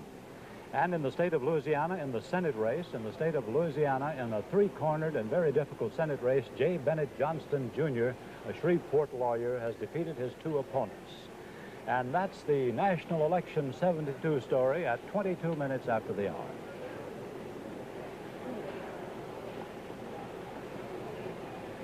And now here's a report from Sam Donaldson. Howard, I have a couple of House seats that I want to talk about. Ogden Reed is back in the House of Representatives again. Now, he's a Democrat. He became a Democrat just this year. Ogden Reed used to be a Republican. Now, not just any sort of Republican. Ogden Reed's forebears helped found the Republican Party. And he was president and editor of the Herald Tribune here in New York City, a newspaper that folded a few years ago, but was, for all intents and purposes, the premier Republican paper in the country. But earlier this year, Ogden Brownie Reed switched to the Democratic Party. Governor Nelson Rockefeller of New York moved against him with money and help for his opponent. But Reed is overcome and is back in the House. The other race I want to talk about is Barbara Jordan. Now, she's been elected from the state of Texas to the House of Representatives. She is the first black from the Solid South to be elected to the House since the Civil War. And she's the second black woman, of course, in the House, Shirley Chisholm from New York being the first. Those two House races. But let's take a look now at some of the very close Senate races that are as yet unprojected from the ABC decision desk. Delaware is the first state. J. Caleb Boggs, who is the incumbent Republican, being challenged by Joseph Biden. Biden is a Democrat who's 29 years of age, but will turn 30 on the 20th of November, and thus will be constitutionally eligible to serve should he win. 74% of the precincts reporting. It's just 50-50 as far as the percentages are concerned. In Maine, Margaret Chase Smith, the Republican, who trails at the moment in popular vote with 11% of the precincts reporting, trails William Hathaway, who is a U.S. representative for the Democrat. Margaret Chase Smith is 74, and age was one of the big issues. Mrs. Smith, best known around the Senate for two things. She never announces how she's going to vote in advance, and sometimes it's a surprise. And she wears a fresh red rose in her lapel each day. For a long time, she held a voting record, but then she was sick and was in the hospital for a while and broke that voting record. In Virginia, another close Senate race, William Spong, the Democratic incumbent, trailing at the moment in the popular votes, trailing William Scott, a member of the House of Representatives, 53% of the precincts reporting. One of the issues was, had Spong endorsed Senator McGovern? A newspaper reporter claims he overheard William Spong, the Democrat, tell three young men, yes, he would vote for McGovern. Spong later said he didn't know whether he'd said that or not. In any event, he hadn't endorsed McGovern. He was afraid of being tied to McGovern. That's what it looks like at the moment, no projection. In Oklahoma, Ed Edmondson, the Democrat, trailing Dewey Bartlett, a former governor and a Republican, with 40% of the precincts in. Edmondson, a 10-term member of the House of Representatives. Bartlett, the former governor. Both of them plagued by divisions within their parties in Oklahoma. Lots of rivalries there. At the moment, Bartlett ahead, but we have yet to make a projection in Oklahoma. It's just too close. Our key precincts haven't turned in enough information yet. Our hats are off, by the way, to the League of Women Voters, who are manning our key precincts around the country and are giving us the information and allow us to make these projections for you. ABC's coverage of Election 72 will continue right after this message. One prominent backer of President Nixon has been entertainer Sammy Davis, Jr. Davis told ABC's David Shoemaker in Washington tonight that he and other black celebrities had come under some heat in the black community for backing the president.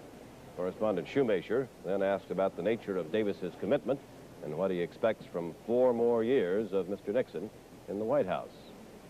Well, for most people, the awareness that Sammy Davis, Jr. was supporting President Nixon came at the convention when you suddenly threw your arms around him. Now, was that all impulsive, or had you thought long and hard before you decided you were for President Nixon? No, I had made my commitment to the president about 2 weeks prior to that, but I must tell you that the hug, which is the thing that shocked all of the world, it seems now. Including President Nixon, just I think so.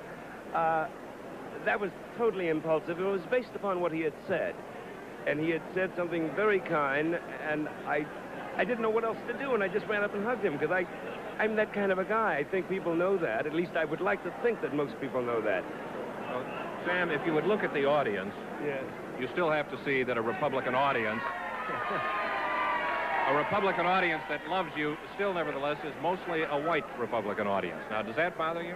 I see a lot of black faces out there. I see more black faces in this audience than I've seen on the platforms with McGovern in the last few weeks. And I'm very pleased with the blacks who were involved in here, because most of the black Republicans, please know that they put everything they had on the line for the man. And that's an important commitment to make. And I think there are a lot of black closet Republicans who will now come out and say, hallelujah, we won. Well, what would you expect? What do you hope for from the president in the 4 years that are to come?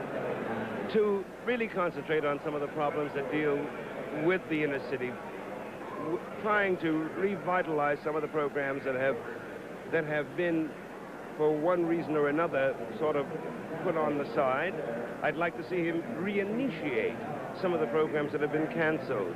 These are the things that I'm concerned about. My commitment to the president was based upon one thing, that I think the next 4 years will show amazing strides in his relationships with the people who are disenfranchised. And that's my commitment. A couple more House races for you. John Rooney has been sent back to the House from New York. He's beaten Allard Lowenstein 3 times now, and Elizabeth Holtzman, who defeated Emanuel Seller in the primary, has won election to the House. We'll be back with more after station identification.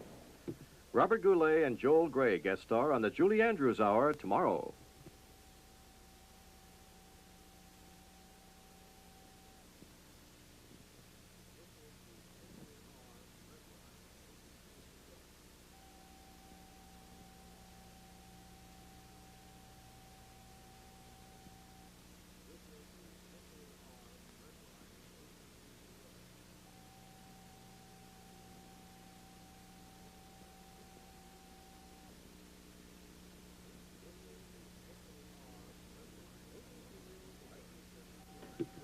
ABC News Election 72 continues, brought to you by Lincoln Mercury, where cars are built better to ride better at the sign of the cats. Now from election headquarters in New York, Harry Reasoner and Howard K. Smith.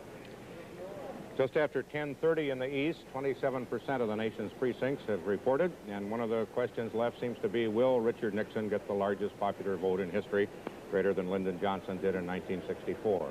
He's holding, in 1964, he's holding 64% of the vote, 13 million, nearly 14 million votes, 7,600,000 for McGovern. The two other major minor party candidates, Congressman John Smits, with 1% of the vote, 229,000. Benjamin Spock, the pediatrician turned peace candidate, only 7,000 votes, not enough to make a percentage of. Electorally, Mr. Nixon now credited with 398, Mr. McGovern holding with 17, Massachusetts and the District of Columbia. We have another projected winner in the presidential race in the state of Nevada with its 3 electoral votes. Nixon is projected as the winner of those 3 electoral votes in Nevada. Nixon wins Nevada. I think it's time we did a little recapitulation on the Senate races. There have been 17 Senate races now, 33 total to go tonight. And the 17 races, the Democrats have so far gained 1 more than the Republicans have. These are the Republicans who have succeeded tonight, most of them in re-election. The one at the bottom, Domenici of New Mexico, is a gain, a Republican gain from the Democrats. That seat in New Mexico was held by Clinton Anderson, a Democrat. It goes over to the Republican side now. That, I believe, is the only Republican gain. And here's a list of Democrats who've won races tonight. The Democrats have won 2 seats they didn't have before. That top one, Huddleston in Kentucky, was a Republican seat. Now it goes over to the Democrats. And the one in New Mexico, the one in South Dakota, George McGovern's home state, Aberest, a Democrat, has won a seat that belonged to Carl Munt, a Republican. So far tonight, the Democrats have done pretty well in these Senate races. They're also doing very well in the race for governor. Of the 18 seats at stake tonight, so far it's a dead heat. We've projected the election of 5 Democrats and 4 Republicans. One of those Democrats, Thomas Salmon of Vermont, took his seat from a Republican, but one of those Republicans, Christopher Bond of Missouri, took his seat from not from a Democratic incumbent. But so far there's no net change in the in the situation. The Republican governors are Bowen in Indiana, who defeated Matthew Welch right there, Thompson in New Hampshire, Bond in Missouri, who becomes the youngest governor in the nation at 33, and Robert Ray in Iowa, re-elected there in a situation which has generally gone Republican. Among the Democratic governors re-elected chosen tonight are Briscoe in Texas, not too close a race. He was expected to win it in spite of the state going Republican. Dale Bumpers in Arkansas, winning re-election very easily against his opponent. Robert Docking in Kansas, elected to his 4th term in a state where he is not regarded as any less conservative than a Republican could be. Thomas Salmon in Vermont, one of the Democrats taking a Republican seat. And Richard Knipe in South Dakota. Richard Knipe winning handily in George McGovern's home state, where George McGovern is in trouble.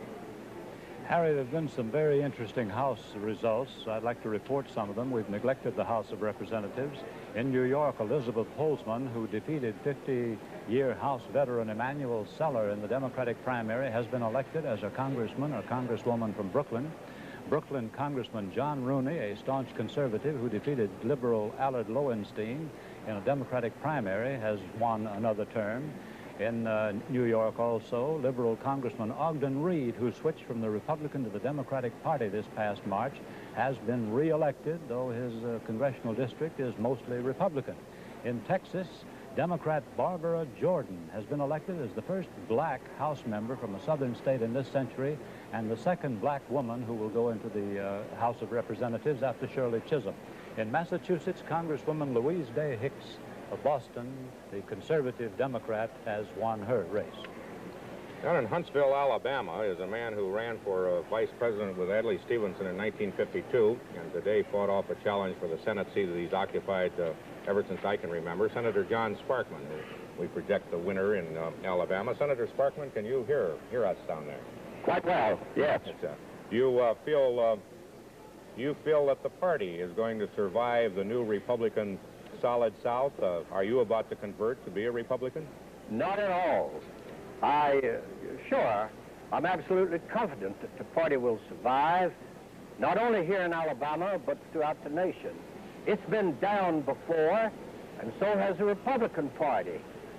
Each one has managed each time to come back. Senator Sparkman, I know that the man you raced against tonight, Winton Blunt, is actually a friend of yours, yet you've had to say some hard things about one another. Are you still friends? Well, I hope I'm a friend to everybody. That is the perfect political answer, I think. Tell me, what Well, you know, after winning, a fellow can afford to be friendly. You're so right. What do you attribute your victory to? What factor put you across, do you think? I ran on my record of performance. It's a long, good record. 36 years. And I told the people that I was running on that record. They knew I had done good things for them and that I would continue to do the same kind of good things. They remembered those things I'd done. They believed my promise, and they supported me. Well, thank you very much, Senator Sparkman. It's been a pleasure talking to you from New York, and congratulations. We have a projected race in the United States Senate, a result in the U.S. Senate, which is startling. One of the surprises of the night. In Iowa, Jack R. Miller, the incumbent Republican, who is second-ranking man on the Agriculture Committee, has lost to a relatively little-known Democrat, Dick Clark. Dick Clark, the Democrat, has taken a race a seat that was considered safe away from the Republicans in Iowa. I wonder if that by any chance has something to do with the dissatisfaction of the farming community with the way things have gone in the last year or so. I wonder if that's where we're seeing it and not in the presidential totals. We now have another important projection in a gubernatorial race. ABC News, in the race in West Virginia for governor, has projected that Governor Arch Moore, the incumbent, has defeated John D. Rockefeller IV, the glamorous challenger, running with 34% of the precincts in, about a 4 percentage point lead. Governor Moore has defeated J. Rockefeller. We'll have more on Election 72 in just a moment. Many Democrats obviously have gone over into the Republican column to produce this landslide in the making tonight, but far the most famous, possibly the most effective of them, is John Connally of Texas.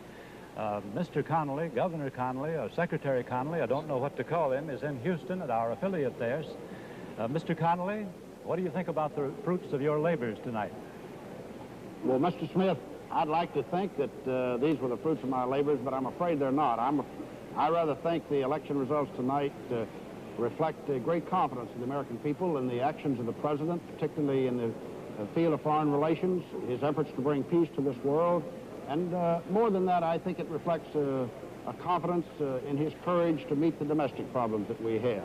I must say, I would assign even a further reason for this unprecedented sweep in the history of American politics, and that is simply that Senator McGovern, as I thought, really misjudged the American people, was outside the mainstream of his own party and the people generally in the country. Actually, the president could not have scored a sweeping victory of this kind with just Republican votes. He had to do it with independent and Democratic votes in unprecedented numbers that crossed over to vote for him. So I think it's a great victory, obviously. I think it's also one that needs to be studied. Well, Governor Connally, I was just going to ask that. This is Harry Reasoner. Yes, sir. And you've got a couple of problems now. You've got a Republican Party, which is maybe going to have the greatest election in history, but did it with a lot of crossovers and with a man who is now automatically a lame duck. You've got a Democratic Party in disarray. What happens to Democrats for Nixon in 1976? Well, I don't... Obviously, the Democrats for Nixon, as we know them today, will be disbanded. They're already disbanded as of today. But I think the message, Mr. Reasoner, is simply that the voters of this country, the average citizen, is saying to both parties, they're sending a message to both parties, that they're not going to be bound by the traditional ties of party discipline. They're going to vote for the man, and they're saying to both parties that you're going to have to give us men of responsibility, men of reason, men of logic, men who really represent the broad middle ground of American political thought, or we're not going to support them, regardless of what ticket they run on. Governor, I think this is one of the messages that Governor, they're saying loud and clear. I'm interested in the future of John Connally. What's going to happen to him in the next year or two? Mr. Smith, I frankly don't know. I hope that I stay out of public life. I don't want an appointment, as you well know. I hope none, as far as I know, none's going to be offered to me, and I certainly wouldn't be presumptuous enough to assume that it is. But if one should be, I hope I can show the good judgment, really, to refuse it. Not that I don't want to serve my country, but I think I have. And I did what I did this year, not because I had any political plans, but because I felt very strongly and very deeply that President Nixon was the better man of the two, and I think America's won a great victory. And what happens to John Connally, frankly, is of no consequence to the country. Well, Governor Connally, I'll be editorial and say I hope that's not so, because this has been a rather staid administration with only two splashes of color in it. One was Henry Kissinger and the other's you. We'd like to see you back. Well, I'll be around, Mr. Smith. I hope I'm just not tied down by any official duties, and maybe I can create a little more excitement from the sidelines than I could as a team player. Thank you very much, Governor Connally. We'll have more on Election 72 right after this message. Well, continuing the projections of results as they come in from states creeping west in the state of Montana in the presidential race, ABC News now projects that Richard Nixon will take that state and its 4 electoral votes. In the state of Utah, the same result. Our projected result is that Nixon will carry Utah and its 4 electoral votes. No surprise, he's done it before. He was expected to do it tonight. At the same time, in the race for governor in Utah, the two-term Democratic governor, Calvin Rampton, we project that he will win re-election to his 3rd 4-year term. Again, some ticket splitting in that area. There's an extremely interesting race going on in the state of Delaware, the race for governor in Delaware between the Republican incumbent, Russell Peterson, and the Democratic challenger, Sherman Tribbett. On the popular vote at the moment, it is practically a dead heat. It is so close it's almost impossible to tell them apart. It's too close to call. The problems there involve Governor Peterson's championing of a very strict law against pollution of Delaware's coast. It stopped some business investment in Delaware, which bothers people. And in the meantime, Governor Peterson has had to preside while taxes have been raised twice. He's running against the minority leader of the legislature. That race could go on for quite a while. Harry, by my calculation, Nixon now has 406 electoral votes. If this goes on, he'll have double the number he needed to get elected, almost double, subtracting Massachusetts and the District of Columbia. Most of the states we've called recently, Montana, Utah, and Nevada, were Nixon's for the taking. But Wisconsin, I must say, came as a surprise to me. Governor Patrick Lucey has fought a hard battle for McGovern. McGovern became front runner in the Wisconsin primary, and I thought that would be very close indeed. Well, except for Massachusetts, one after another so far of the states that McGovern might have counted on, even if you took a realistic view of the polls, have slipped away. Michigan, where there was some sign that he might get somewhere. West Virginia, which I think finds very hard to vote Republican in a presidential contest.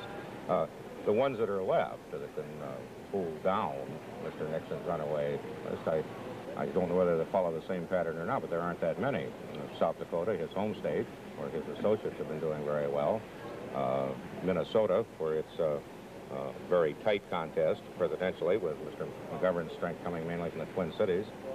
California, which was relatively close in the polls. But you know, in 1968, Nixon carried every western state in the continental United States except the state of Washington. If he does as well this time, this is going to be a huge total. He will sweep most of the rest. And then he will come up to beat Lyndon Johnson's record. I'm sorry I didn't ask John Connolly about that, what his friend and my friend LBJ think about that. I don't. It's eerie listening to John Connolly. If you listen to him and don't look at him, you could swear that it was Lyndon Johnson, a stronger Lyndon Johnson, say 10 years ago, talking at you. Incidentally, in Texas, you know, Lyndon Johnson didn't campaign for anybody, but his daughter, Lucy Baines Johnson Nugent, did appear for McGovern with McGovern, as did Liz Carpenter, who was Mrs. Johnson's press secretary, as did several other people connected with Lyndon Johnson. Go ahead. No, as we mentioned before, we've been following the ABC City this fall, Columbus, Ohio, as being typical. And tonight, Jim Kincaid, who's been there all fall, has assembled a group of people of varying political ideas. I think it's time we went back and got a report. So far, there doesn't seem to be any serious argument. Is that right, Jim? Nobody's hitting anyone. Harry, at least so far, there haven't been any casualties here at the Royal Inn, but we're not giving up entirely. I think one of the most interesting stories that we've done during the past 3 months here in Columbus was that on the uncommitted, or I prefer the word undecided voter, and I have two of the ones who appeared on that news shot with me. One has gone for President Nixon. He's Steve Von Jasinski, and I'd like to have Steve explain why. Well, earlier, Jim, when you came and talked with me, I said I was uncommitted and that I would lean towards President Nixon, and it would actually depend on what happened with a ceasefire agreement in Vietnam. My feelings were that if a settlement was signed prior to the election, that I would vote for Senator McGovern under the assumption that it was postponed only to be done at the election and try to have a wave of support from the president saying, well, it was done. When the ceasefire didn't come about, you figured that was a plus for President Nixon, and that it wasn't a political ploy. Yeah, I felt that it was not, in the sense that it was done deliberately at this time. I felt that he was showing the people that it was something that he was working for, that if it had come earlier, then he would have done it earlier, but it wasn't going to be something that was just railroaded at the last minute. Phyllis Ash, I think you went the other way. Right. I was leaning toward McGovern, and I voted for Senator McGovern.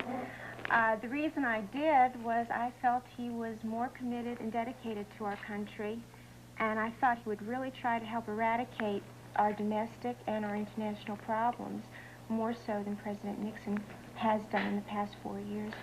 Phyllis, what are your feelings seeing Columbus has gone 67% so far projected for President Nixon? And it appears that the state of Ohio goes that way. You have any feelings about that? I'm disappointed. I knew Nixon would win, but I thought McGovern would have a closer, would be a closer margin than it was. I thought at the last minute, he would pull in a lot of votes because of the failure of the peace plan. And that's the story from the ABC City in Columbus, Ohio. Thank you, Jim. We'll have more on Election 72 in just a moment. 30% of the precincts in the country have reported now, and for about an hour, President Nixon has been holding a steady 64% to George McGovern's 35%, slipping down from a peak of 67, but not slipping since then. If the politicians like to color maps, here's the way the map would look tonight. The Nixon states are all colored there, yellow, orange if you have a color set, light if you don't. And the McGovern areas, I'm afraid, are very hard to see. Massachusetts way up in the northeast, and very tiny District of Columbia, which is 10 miles square, and some subtraction. The Senate races, I think, deserve to be recapitulated this time. There have been approximately 18 or 19 out of the 30, 12, 18. And so far, the Democrats have gained net 2. That's the national election story at 52 minutes after the hour. And now here's a report from Sam Donaldson. Howard, here's something more in the presidential race. Interestingly enough, President Nixon is taking New York City in early returns. That, of course, could change. He's getting about 55.5% of the vote. And the last time a Republican presidential nominee carried New York City was in 1924, when Calvin Coolidge took the city over John W. Davis. Davis was the man who was finally nominated by the Democratic Party on the 103rd ballot, never had a chance for election. Coolidge was one of those landslides we reported on earlier. But if Nixon takes New York City, it will be another record. Let's recap the governor's races, the ones that we have projected winners in, beginning in Indiana. And I'm going to go very rapidly, so as they say in the motion picture houses, follow the bouncing ball. In Indiana, ABC News projects the Republican Bowen over the Democrat Welch. In Texas, our projection is Dolph Briscoe, the Democrat, over Grover, the Republican. In Arkansas, Governor Bumpers reelected, we believe, the Democrat over Blaylock. In Kansas, our projection at ABC News is that Governor Docking has won re-election, the Democrat, over Kay. In New Hampshire, the projection is Thompson, the Republican, the next governor of New Hampshire. In Vermont, the projection is that Salmon, the Democrat, will be the next governor over Hackett. In Iowa, the projection is that Governor Ray has won re-election. He's a Republican over Franzenberg. In Missouri, our projection, Bond, a Republican, over Dowd, the Democrat. In South Dakota, the projection is Governor Knipe, the Democrat, re-elected over Thompson. In West Virginia, and this was the one people were watching, Governor Arch Moore, re-elected. He's a Republican over John D. Rockefeller. J. Rockefeller, the Secretary of State who'd been in the state for 8 years. And in Utah, our projection at ABC News is that Calvin Rampton, the Republican governor, has won re-election in Utah. No, he's a Democrat, isn't he? Calvin Rampton's a Democrat because he supported Edmund Muskie for a long time. And I remember after Massachusetts and Pennsylvania, when Muskie had lost again, but had not yet withdrawn from the race, I was in Utah talking to Governor Rampton, and he was very, very sorry that Muskie was doing poorly and said he wasn't ready to give up yet. He'd go all the way with Muskie. ABC's coverage of Election 72 will continue right after this message. Let's look at 2 or 3 House races in New York City, the 20th district, a race of interest, not only here but nationally. And the winner is Bella Abzug. Mrs. Abzug was redistricted out of her district because New York had lost a seat and she didn't know what to do. So she decided to challenge William Fitzryan, a very popular congressman here. And she lost the primary. But then Ryan died. He had throat cancer. And so Bella then was chosen as the Democratic nominee to replace him. But Mrs. Ryan, Priscilla Ryan, the widow of the congressman, got into the race too with the Liberal Party backing. There was Annette Plato Levy, a Republican who was also there but never had a chance. Well, Bella is back in Congress. Well, it looked like after the primary that she wouldn't be. She'll be back. She, of course, is a very strong liberal, a women's liber, if you will, too. And to some members of Congress, they're going to be very unhappy that Bella Abzug is back. Other congressmen back. Jonathan Bingham from New York has been reelected. Herman Badillo from New York has been reelected. From Connecticut, Ella Grasso reelected. In Virginia, Robert W. Daniel from the 4th Congressional District in Congress. Incidentally, you know, the press quite often is accused of favoring the Democrats. Favoring Senator McGovern hasn't been the accusation made against the press this time, because ever since the convention and the Eagleton affair, many people have been complaining that the press has just beaten poor old George McGovern over the head unmercifully.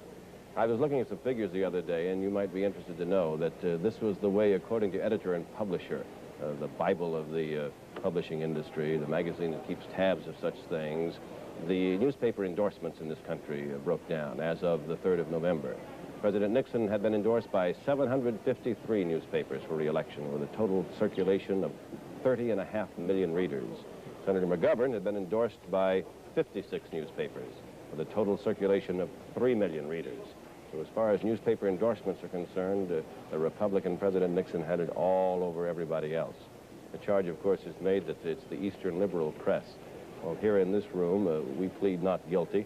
Harry Reasoner's from Humboldt, Iowa, and Howard K. Smith is from Faraday, Louisiana, and I'm from Chamberino, New Mexico, a town you have never heard of before. Maybe I can put it on the map. We'll be back with more of ABC's Election 72 coverage right after station identification. Now from election headquarters in New York, the anchormen of the ABC Evening News, Harry Reasoner and Howard K. Smith. It's 11 o'clock at night here in the eastern United States, and the presidential board shows a slight change.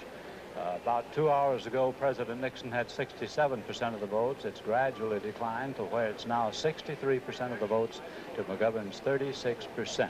In electoral votes, President Nixon is way ahead with 440 electoral votes to McGovern's 17, deriving from D.C. and the state of Massachusetts. And there's just been a substantial further blow to George McGovern. ABC News now projects that in the race in his home state of South Dakota, he becomes the first presidential candidate in living memory to lose his home state, and particularly in a state which never had a presidential candidate before.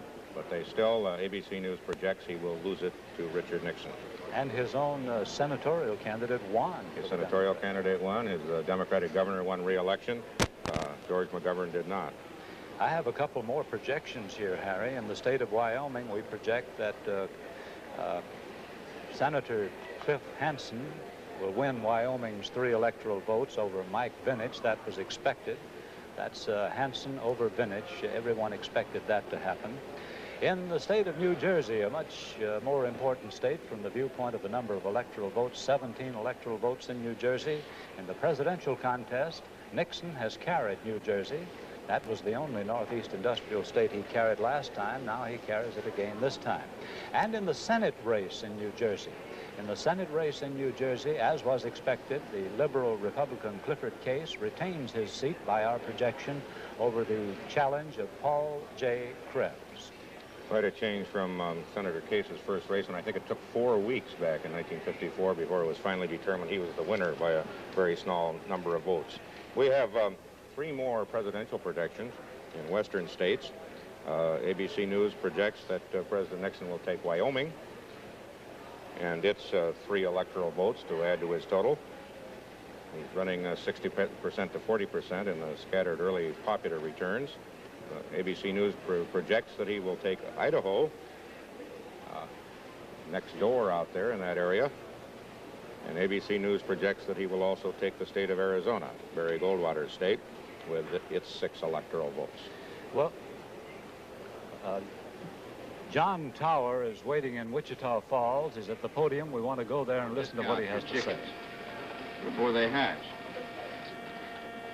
But I am almost convinced by what the networks say and what the current percentage is out of about 500,000 votes, that it is highly probable that I will win re-election.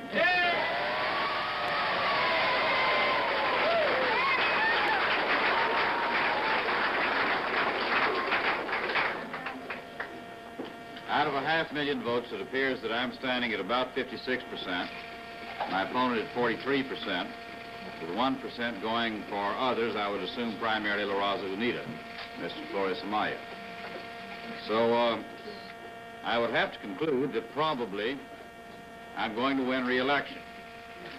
And I would then have to say that the reason is because all of you, most of you here are Wichitans, but a number of you have come in from out of town, from other parts of Texas. And I think it's that you did it. I certainly probably made mistakes in the campaign, but as far as I can see it in my organization, the constituent parts of that organization, namely you, the people who worked out at the grassroots, did a splendid job and made no mistakes. And that's why I think that we can appear here tonight in what appears to be a victorious configuration. And all I can say is that I'm deeply grateful to all of you. It's probably the best organized, the best manned, best financed campaign that I have ever seen in the state of Texas. And I have always been of the contention that it's not candidates, but people who win elections. So assuming that we have won the election tonight, I must say that you did it. And I'm so grateful to you. Senator John Tower, the incumbent Republican in Texas, who thought he might have some problems and has still not been projected a winner by ABC News, but is running well ahead of Barefoot Sanders with about a third of the vote in. I have a projection here, Harry, in the contest for control of the United States Senate in the state of North Carolina. In North Carolina's Senate race, our projection shows Jesse Helms, the TV commentator and Republican, the winner of a Democratic-held seat from his opponent, the Democrat Congressman Galifianakis, Nick Galifianakis. Right now, Sergeant Shriver is appearing at the Washington Hilton. Let's go. Thank you very much. You're wonderful. Thank you. Thank you very much. Thanks very much. Thank you. Thanks. Thanks a lot. You're terrific. Thank you. Thank you. Thanks a lot. It's sensational. Thank you. Thank you. Thank you. Thank you. Thanks.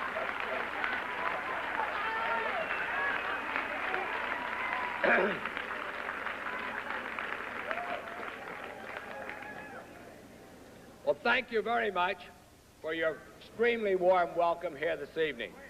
I'm very grateful to you, and so is my wife, Eunice. You are the vanguard of the future, and I'm very grateful to you for your reception.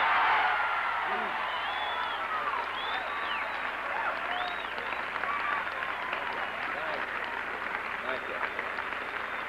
They're really good. That's right.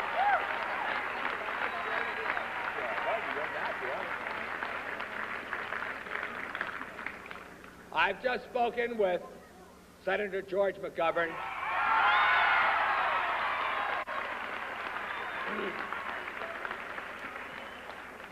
And I'm happy to report to you that despite the election returns, he is in good heart with clear convictions about the rectitude of what he espoused during the campaign and his dedication to the people and to the future of our country.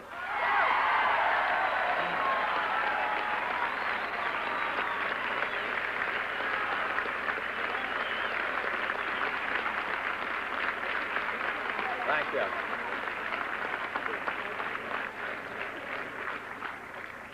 He told me that he is just now leaving his hotel room and going over to the local headquarters to make his own statement about the election. And so I would like to wait for his statement before I make any on my own behalf. But since I was in the hotel with my wife and several of my children and with the chairman of the committee and the vice chairman here, I thought I'd just like to come in and say to you personally because you represent so much that is good in America. And so...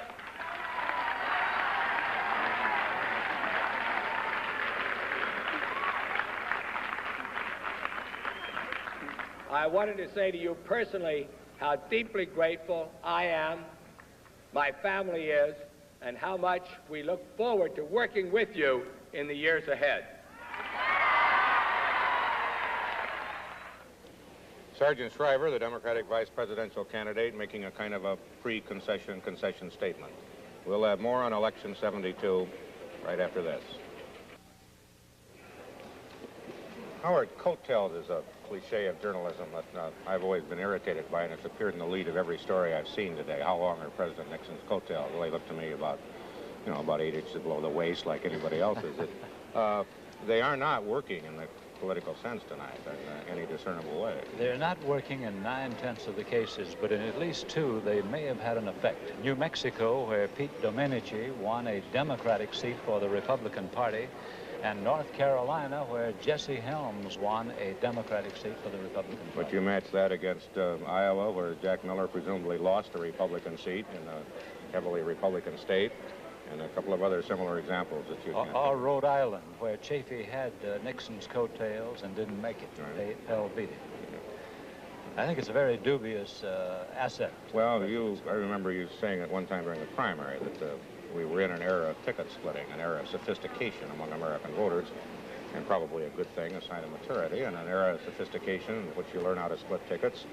It would mean that coattails would disappear, particularly in a case like this where he certainly didn't extend them very demonstrably. He didn't, and also in some of the southern states, they have arranged their voting machines so that it is almost easier to split your ticket and vote for president than vote the Democratic ticket than it is to vote a straight ticket. To vote a straight ticket, you got to pull 2 levers. Alabama's a case in point, Georgia too. So coattails, a candidate who depends on them is taking a very long shot chance, because they generally don't work. They didn't work under the popular Eisenhower. And he Nixon, tried... whatever else you say, he's not as popular as Eisenhower. Well, he is in percentage-wise. He's more popular. He just proved it. 63%, and the highest General Eisenhower ever got was, what, about 56, that may be 57? 63% against George McGovern, not for Richard Nixon. But this race is developing interestingly. There have been some real upsets in the Senate races, and I'd like to call your attention to them. An upset in the making may happen is in Maine, where Margaret Chase Smith, who everyone thought could win that thing easily, is behind by 2,000 votes with very close to 1/3 of the precincts counted. That's Margaret Chase Smith. And if the Republicans came into control of the Senate, she would be in control of our armed services. She's the ranking member of that committee. In Iowa, we've already had the upset. In Iowa, Jack Miller, I thought, was unbeatable because of his position on the Agriculture Committee, and Dick Clark, who beat him, was virtually unknown, but Clark defeated Miller. Now there's another one developing, a very close race in Colorado. In Colorado, the almost unbeatable conservative Gordon Allott is having one heck of a fight from his opponent, Floyd Haskell, a man who was a Republican until 2 years ago, but with Cambodia switched to the Democratic Party. So there's going to be some more excitement, I think, tonight. If the presidential race is settled, the Senate races are not settled. Yes, and there are some interesting governor races still to be decided. We'll have more on Election 72 in just a moment. Well, 38% of the nation's precincts now in. Mr. Nixon's holding his 63% lead with over 20 million votes to just over 11 million from Mr. McGovern.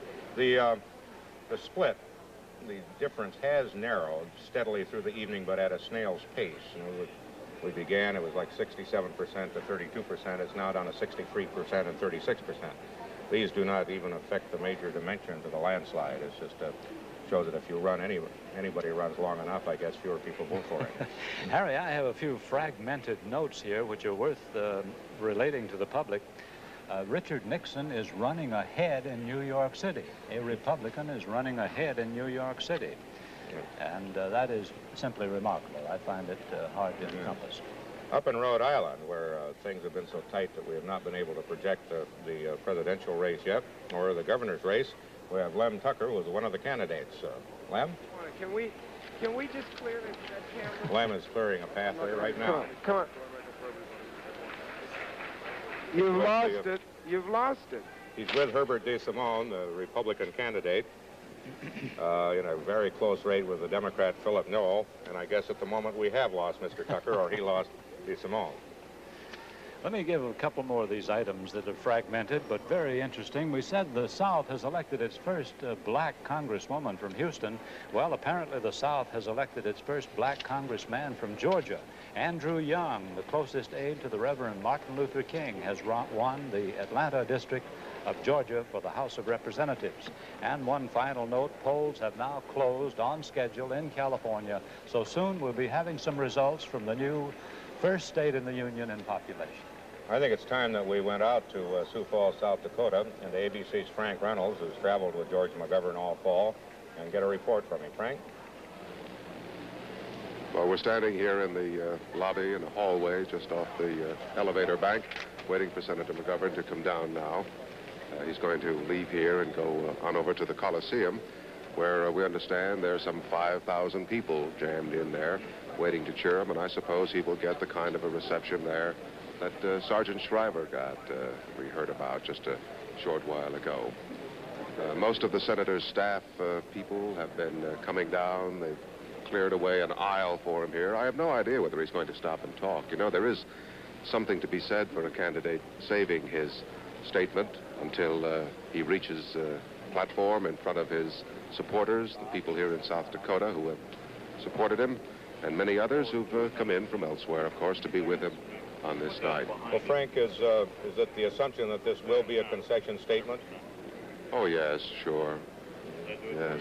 He will have sent the telegram? Well, I don't know. I don't know whether he's done that, whether he sent the wire, but... They want to see me? I'm sure this is not going to be a let's stand fast, there's still a chance type statement, because Senator McGovern obviously has reached the conclusion that was apparent quite early in the evening. Thank you very much, Frank. We will come back when Senator McGovern is there or about to be there. We'll have more on Election 72 in just a moment. One place after another where George McGovern might have expected some success has failed him tonight. The latest, the state of Rhode Island. ABC News now projects that Rhode Island, most unusually, will go Republican in a very tight race, giving its 4 electoral votes to Richard Nixon. Down in Raleigh, North Carolina, Jesse Helms, the just about elected new Republican senator from North Carolina, is with correspondent Dave Snell. Come in, Dave.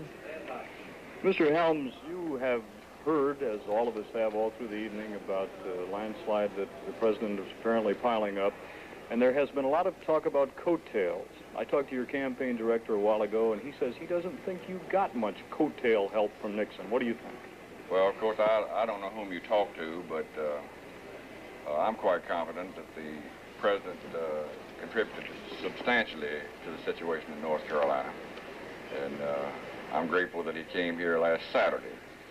I don't know how to measure coattails, and I don't think anybody else really does, because you've got a mixed situation in the nation to the extent I've been able to analyze it by way of brief looked at the television tonight. I think it's more of a conservative thing in North Carolina. We had a clear-cut choice for the people, and I believe the people of North Carolina chose conservatism. But was there not a penance vote, vote for Nixon, and then people saying, well, I'm a Democrat, I really have to go back and vote for Galifianakis and the other Democrats? Well, I don't know. I've seen only sketchy returns, and I would not pretend to be an expert on what North Carolina did today. I like what they've done so far as I've seen it, but that's about the extent of it. All right, thank you very much, Mr. Helms. Yeah. Instead of going to local stations for cutaway time, we're going back to South Dakota, where Senator McGovern is about to appear. And his son-in-law? Frank Reynolds is at the senator's hotel. Son has just gone by. Up the description of what's happening as the governor leaves the hotel and goes to the Coliseum in just a moment. Secret Service agents and his aides. Here's the senator now. Mrs. McGovern, Senator, we're going on. I think we better go on over to the Coliseum. We'll see you over there. All right. Well, the senator is obviously not going to Terry here. As we noted earlier, he probably would want to go on over to the Coliseum and talk to his supporters there. He gets a sort of hand that cheers the candidate's heart as he moves through the lobby. He seemed to me to be in pretty good spirits, but obviously he's had a rough evening tonight. It's not been a good evening for him to watch the television. He's going over to the Coliseum now, just a very short distance away from this hotel. There is the big planned victory celebration, or at least the election night gathering. And obviously now, although there will be a lot of cheering and screaming and stomping, and I suppose they'll be yelling, "We want George," just as at rallies before, the senator will have a very sober statement to make. This is Frank Reynolds in the McGovern Hotel headquarters in Sioux Falls, South Dakota. Well, apparently I'm not supposed to go off just yet, so I'll stay. Let's see if we... Senator McGovern has moved out now. If I can just move around another camera, I'm afraid I'm not going to be able to do it. Well, while you're hunting, Frank, we will fill in for you and point out that... He has gone out to get into his car now. The motorcade will form up. It won't take him very long to get over there. At the other location in Sioux Falls is Frank Tomlinson. One thing about Sioux Falls, South Dakota, it won't take very long for the senator to get from the Holiday Inn to the Coliseum. Frank Tomlinson should be in the Coliseum now. There has been no official announcement here at the Coliseum that Senator McGovern is on his way. The rock band is still playing. A group is still dancing. They're crowded wall to wall. The decorations are all up, ready for a victory celebration. But, of course, there will be no victory celebration here tonight. The hall is filled with mainly a lot of young people. I was talking with some of them just a little while ago and asked them about what seems to be George McGovern's defeat. They said, well, he ran a good race. He didn't blow it. And one of them said, look, man, he's a voice that needed to be heard, and we hope a lot of people did hear him. The people here in the audience are, as you can well see, crowded shoulder to shoulder, awaiting the arrival of George McGovern. He'll be coming from the Holiday Inn downtown here in Sioux Falls, and that's approximately 5 blocks away. It will take him several more minutes to get over here, but everyone is now ready to hear what George McGovern has to say.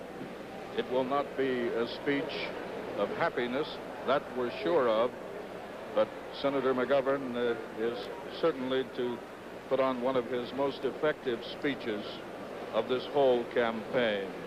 These are the people who have backed him. They have backed him all along, all throughout the campaign. Many of them are South Dakota political workers, members of the Democratic Party that George McGovern helped to build. He started the Democratic Party really about 15 years ago here in this state, and as Harry Reasoner said not too long ago, he is probably the first presidential candidate not to carry his own home state. The people here don't seem to be in any jovial mood by a long distance. They don't seem to be sad either. They just seem to be awaiting that final word when George McGovern takes the podium here and thanks them for their work and tells them that he did the best he could, and that we expect him to say the election is now over and we can rally behind President Nixon. Even though earlier in the campaign, Senator McGovern said that he wouldn't say that, or at least he would have a difficult time asking people to rally behind President Nixon. The motorcade is, we assume, on its way here right now. They're still waiting. The bands have stopped playing now. A few minutes ago, the rock band was playing a popular song of the day, and they said, when things look darkest, you want to listen to the words of this song. It was called Keep On Truckin' and Truck Your Blues Away. Everyone cheered and everyone started dancing. So far, no sign of any of the McGovern party as yet. They should be here, I would say in the next 2 or 3 minutes. They have some 5 to 6 blocks to go. There is just an announcement being made now, but it is not the announcement that George McGovern is on his way. That has officially to be announced here. We fully expect this crowd to go slightly wild when Senator McGovern does arrive. They've been waiting here since 7 o'clock on the local time. Senator McGovern is not yet at the Coliseum. ABC News coverage of Election 72 will continue right after this message. ABC News Election 72 continues, brought to you by Ford and your Ford dealers. See all the better ideas for 73 at your Ford dealers. Now from election headquarters in New York, Howard K. Smith and Harry Reasoner. George McGovern is expected any moment at the Coliseum in Sioux Falls, South Dakota, for what is perhaps the most dramatic moment of the evening. We go back to Frank Tomlinson at the Coliseum. Here at the Coliseum in Sioux Falls, or rather, the band is just striking up the McGovern song, "This Land is Your Land." Senator McGovern will come through the door just over my left shoulder. The band now playing, awaiting the arrival of Senator McGovern. It should be just a few more minutes before the senator is here. We expect him. The Secret Service is now standing in the doorway, so it shouldn't be long until he is here. The man from South Dakota, who apparently lost his own home state in this presidential race, will probably have quite a bit to say to this crowd gathered here. These are all workers. They're workers of the Democratic Party. They're workers who have been in the precincts and out on the hustings, so to speak. Now they're picking it up, the clapping, they're waiting for McGovern. This is their man. Unfortunately, their man is now projected to be the loser in this presidential race. I would say there's somewhere between 3,000 and 4,000 people gathered here. It's probably one of the biggest things that has ever happened in this whole state of South Dakota. The people now more and more applauding. More of the balloons are starting to go up. Earlier this evening, all the balloons that were being passed out were being broken almost as fast as they were handed out. One of the things that most everyone has commented on here in the Coliseum is the number of young people, children actually, from say 12 or 13 and then through the teenagers and into their 20s, and everyone has remarked on how polite and how decent these young people are. The people all talking about George McGovern, saying, he's the man we wanted, he ran a good race, but he's lost. As I said earlier, one of them told me he really didn't blow the election. He was a voice that needed to be heard, and one of them said, we only hope that the country has listened to what he has had to say. Now this band from Arlington, South Dakota, the high school band from Arlington, winners of many contests, they're now waiting for George McGovern. I'm looking over at the door now. Many more Secret Service men are around and people looking in through the door. Apparently, Senator McGovern will be coming through that door in the next minute or so. Everyone here now clapping in unison to the song, This Land is My Land, and here he is. Mrs. McGovern preceding him, coming up on the stage, shaking hands. George McGovern, he may have lost the race, but he didn't lose the hearts of these people. Now approaching the podium, Senator McGovern waving to the crowd. It's obvious this crowd is certainly McGovern territory. This is the place where Senator McGovern calls home. And everyone is just ecstatic over his presence here in the Coliseum tonight. He's now pulled out a short, what looks like a short speech, laid it on the podium, spending his time accepting the plaudits of this audience. The McGovern workers who have struggled through some 22 months with Senator McGovern. They're now waiting to hear what he has to say. He leans over, talks to Mrs. McGovern now, Eleanor McGovern. Thank you very much. Waves to the crowd. He almost has the smile of a winner on his face. This crowd certainly thinks he is. whether the electorate thinks so or not. Senator McGovern now laying his speech on the podium. Sergeant Shriver is in Washington, at Washington Hilton, watching Senator McGovern. He said earlier he would stave his formal statement until he heard the senator.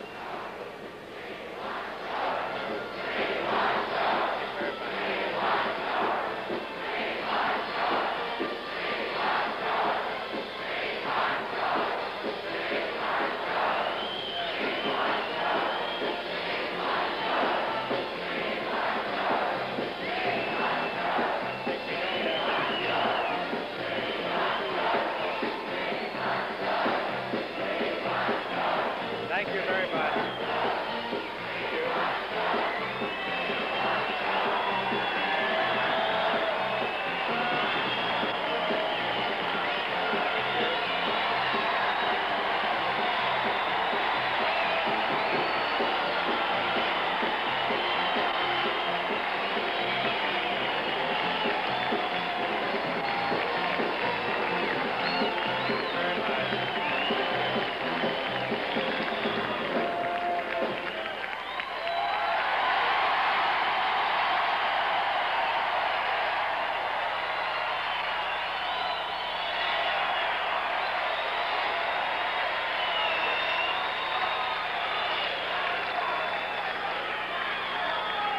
Thank you very much.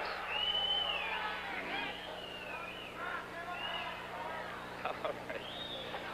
Well, here among my friends in South Dakota, where this campaign began almost 22 months ago,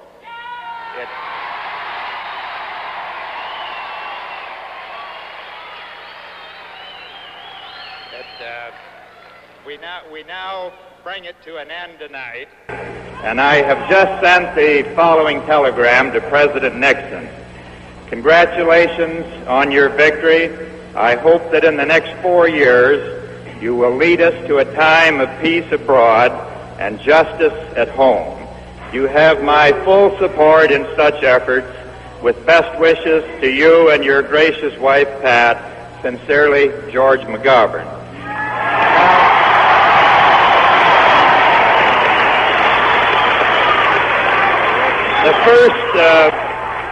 The first presidential concession that I remember hearing was that of Adlai Stevenson in 1952.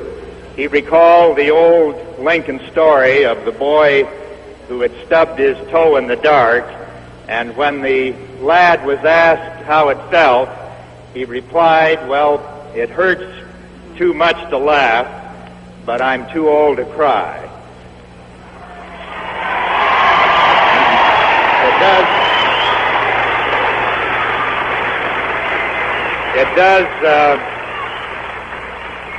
It does hurt all of us in this auditorium and many others across the country to lose, but we're not going to shed any tears tonight about the great joys that this campaign has brought to us over the past 2 years. All of the satisfaction and joy that we have found in these past 22 months are not going to be washed away with the tears and regrets of one night. We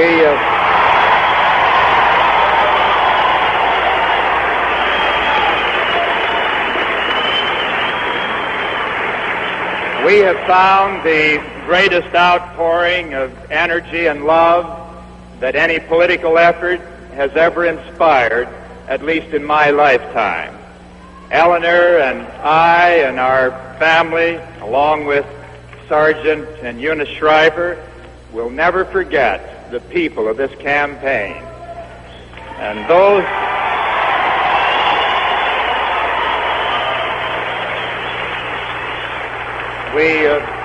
We will never forget those that we have seen in countless meeting places all across this country, those we knew about on the telephone and on their feet, who have worked so hard, so terribly hard, for all these many, many long months.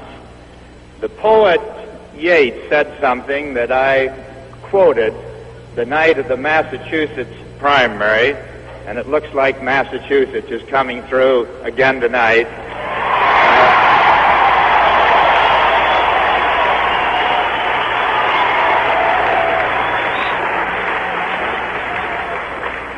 Yates said, "Count where man's glory most begins and ends, and say, my glory was I had such friends."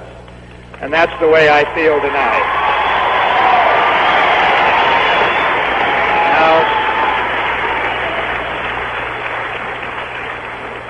the presidency belongs to someone else, but the glory of these devoted working friends and their dedication to the noble ideals of this country sustains us now, and it will sustain our country.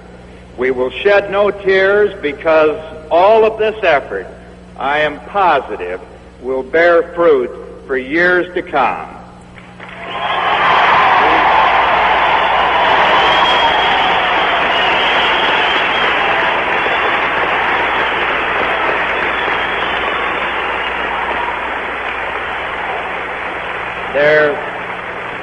There can be no question at all that we have pushed this country in the direction of peace, and I think each one of us loves the title of peacemaker more than any office in the land.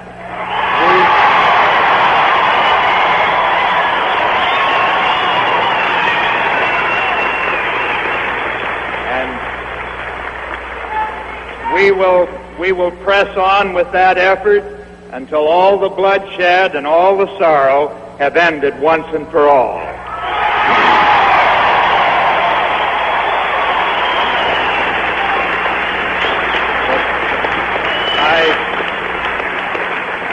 I want every single one of you to remember and never forget it, that if we pushed the day of peace just one day closer, then every minute and every hour and every bone-crushing effort in this campaign was worth the entire sacrifice.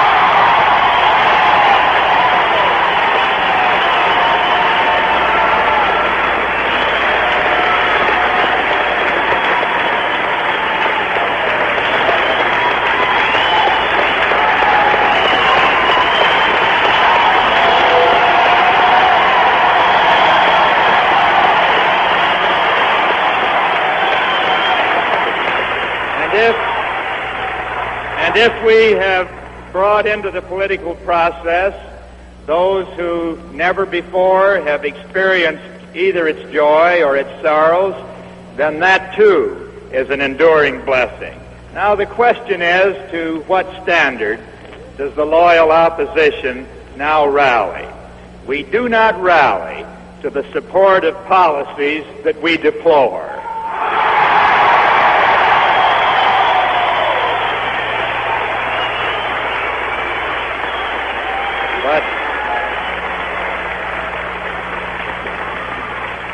But we do love this country, and we will continue to beckon it to a higher standard.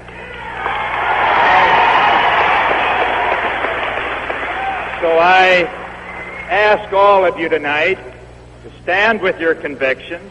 I ask you not to despair of the political process of this country, because that process has yielded to much valuable improvement in these past 2 years. The Democratic Party will be a better party because of the reforms that we have carried out. The nation will be better because we never once gave up the long battle to renew its oldest ideals and to redirect its current energies along more humane and hopeful paths. So let us play the proper role of the loyal opposition, and let us play it in those familiar words from Isaiah that I've quoted so frequently. They that wait upon the Lord shall renew their strength. They shall mount up with wings as eagles. They shall run and not be weary. They shall walk and not faint. God bless you. Good night.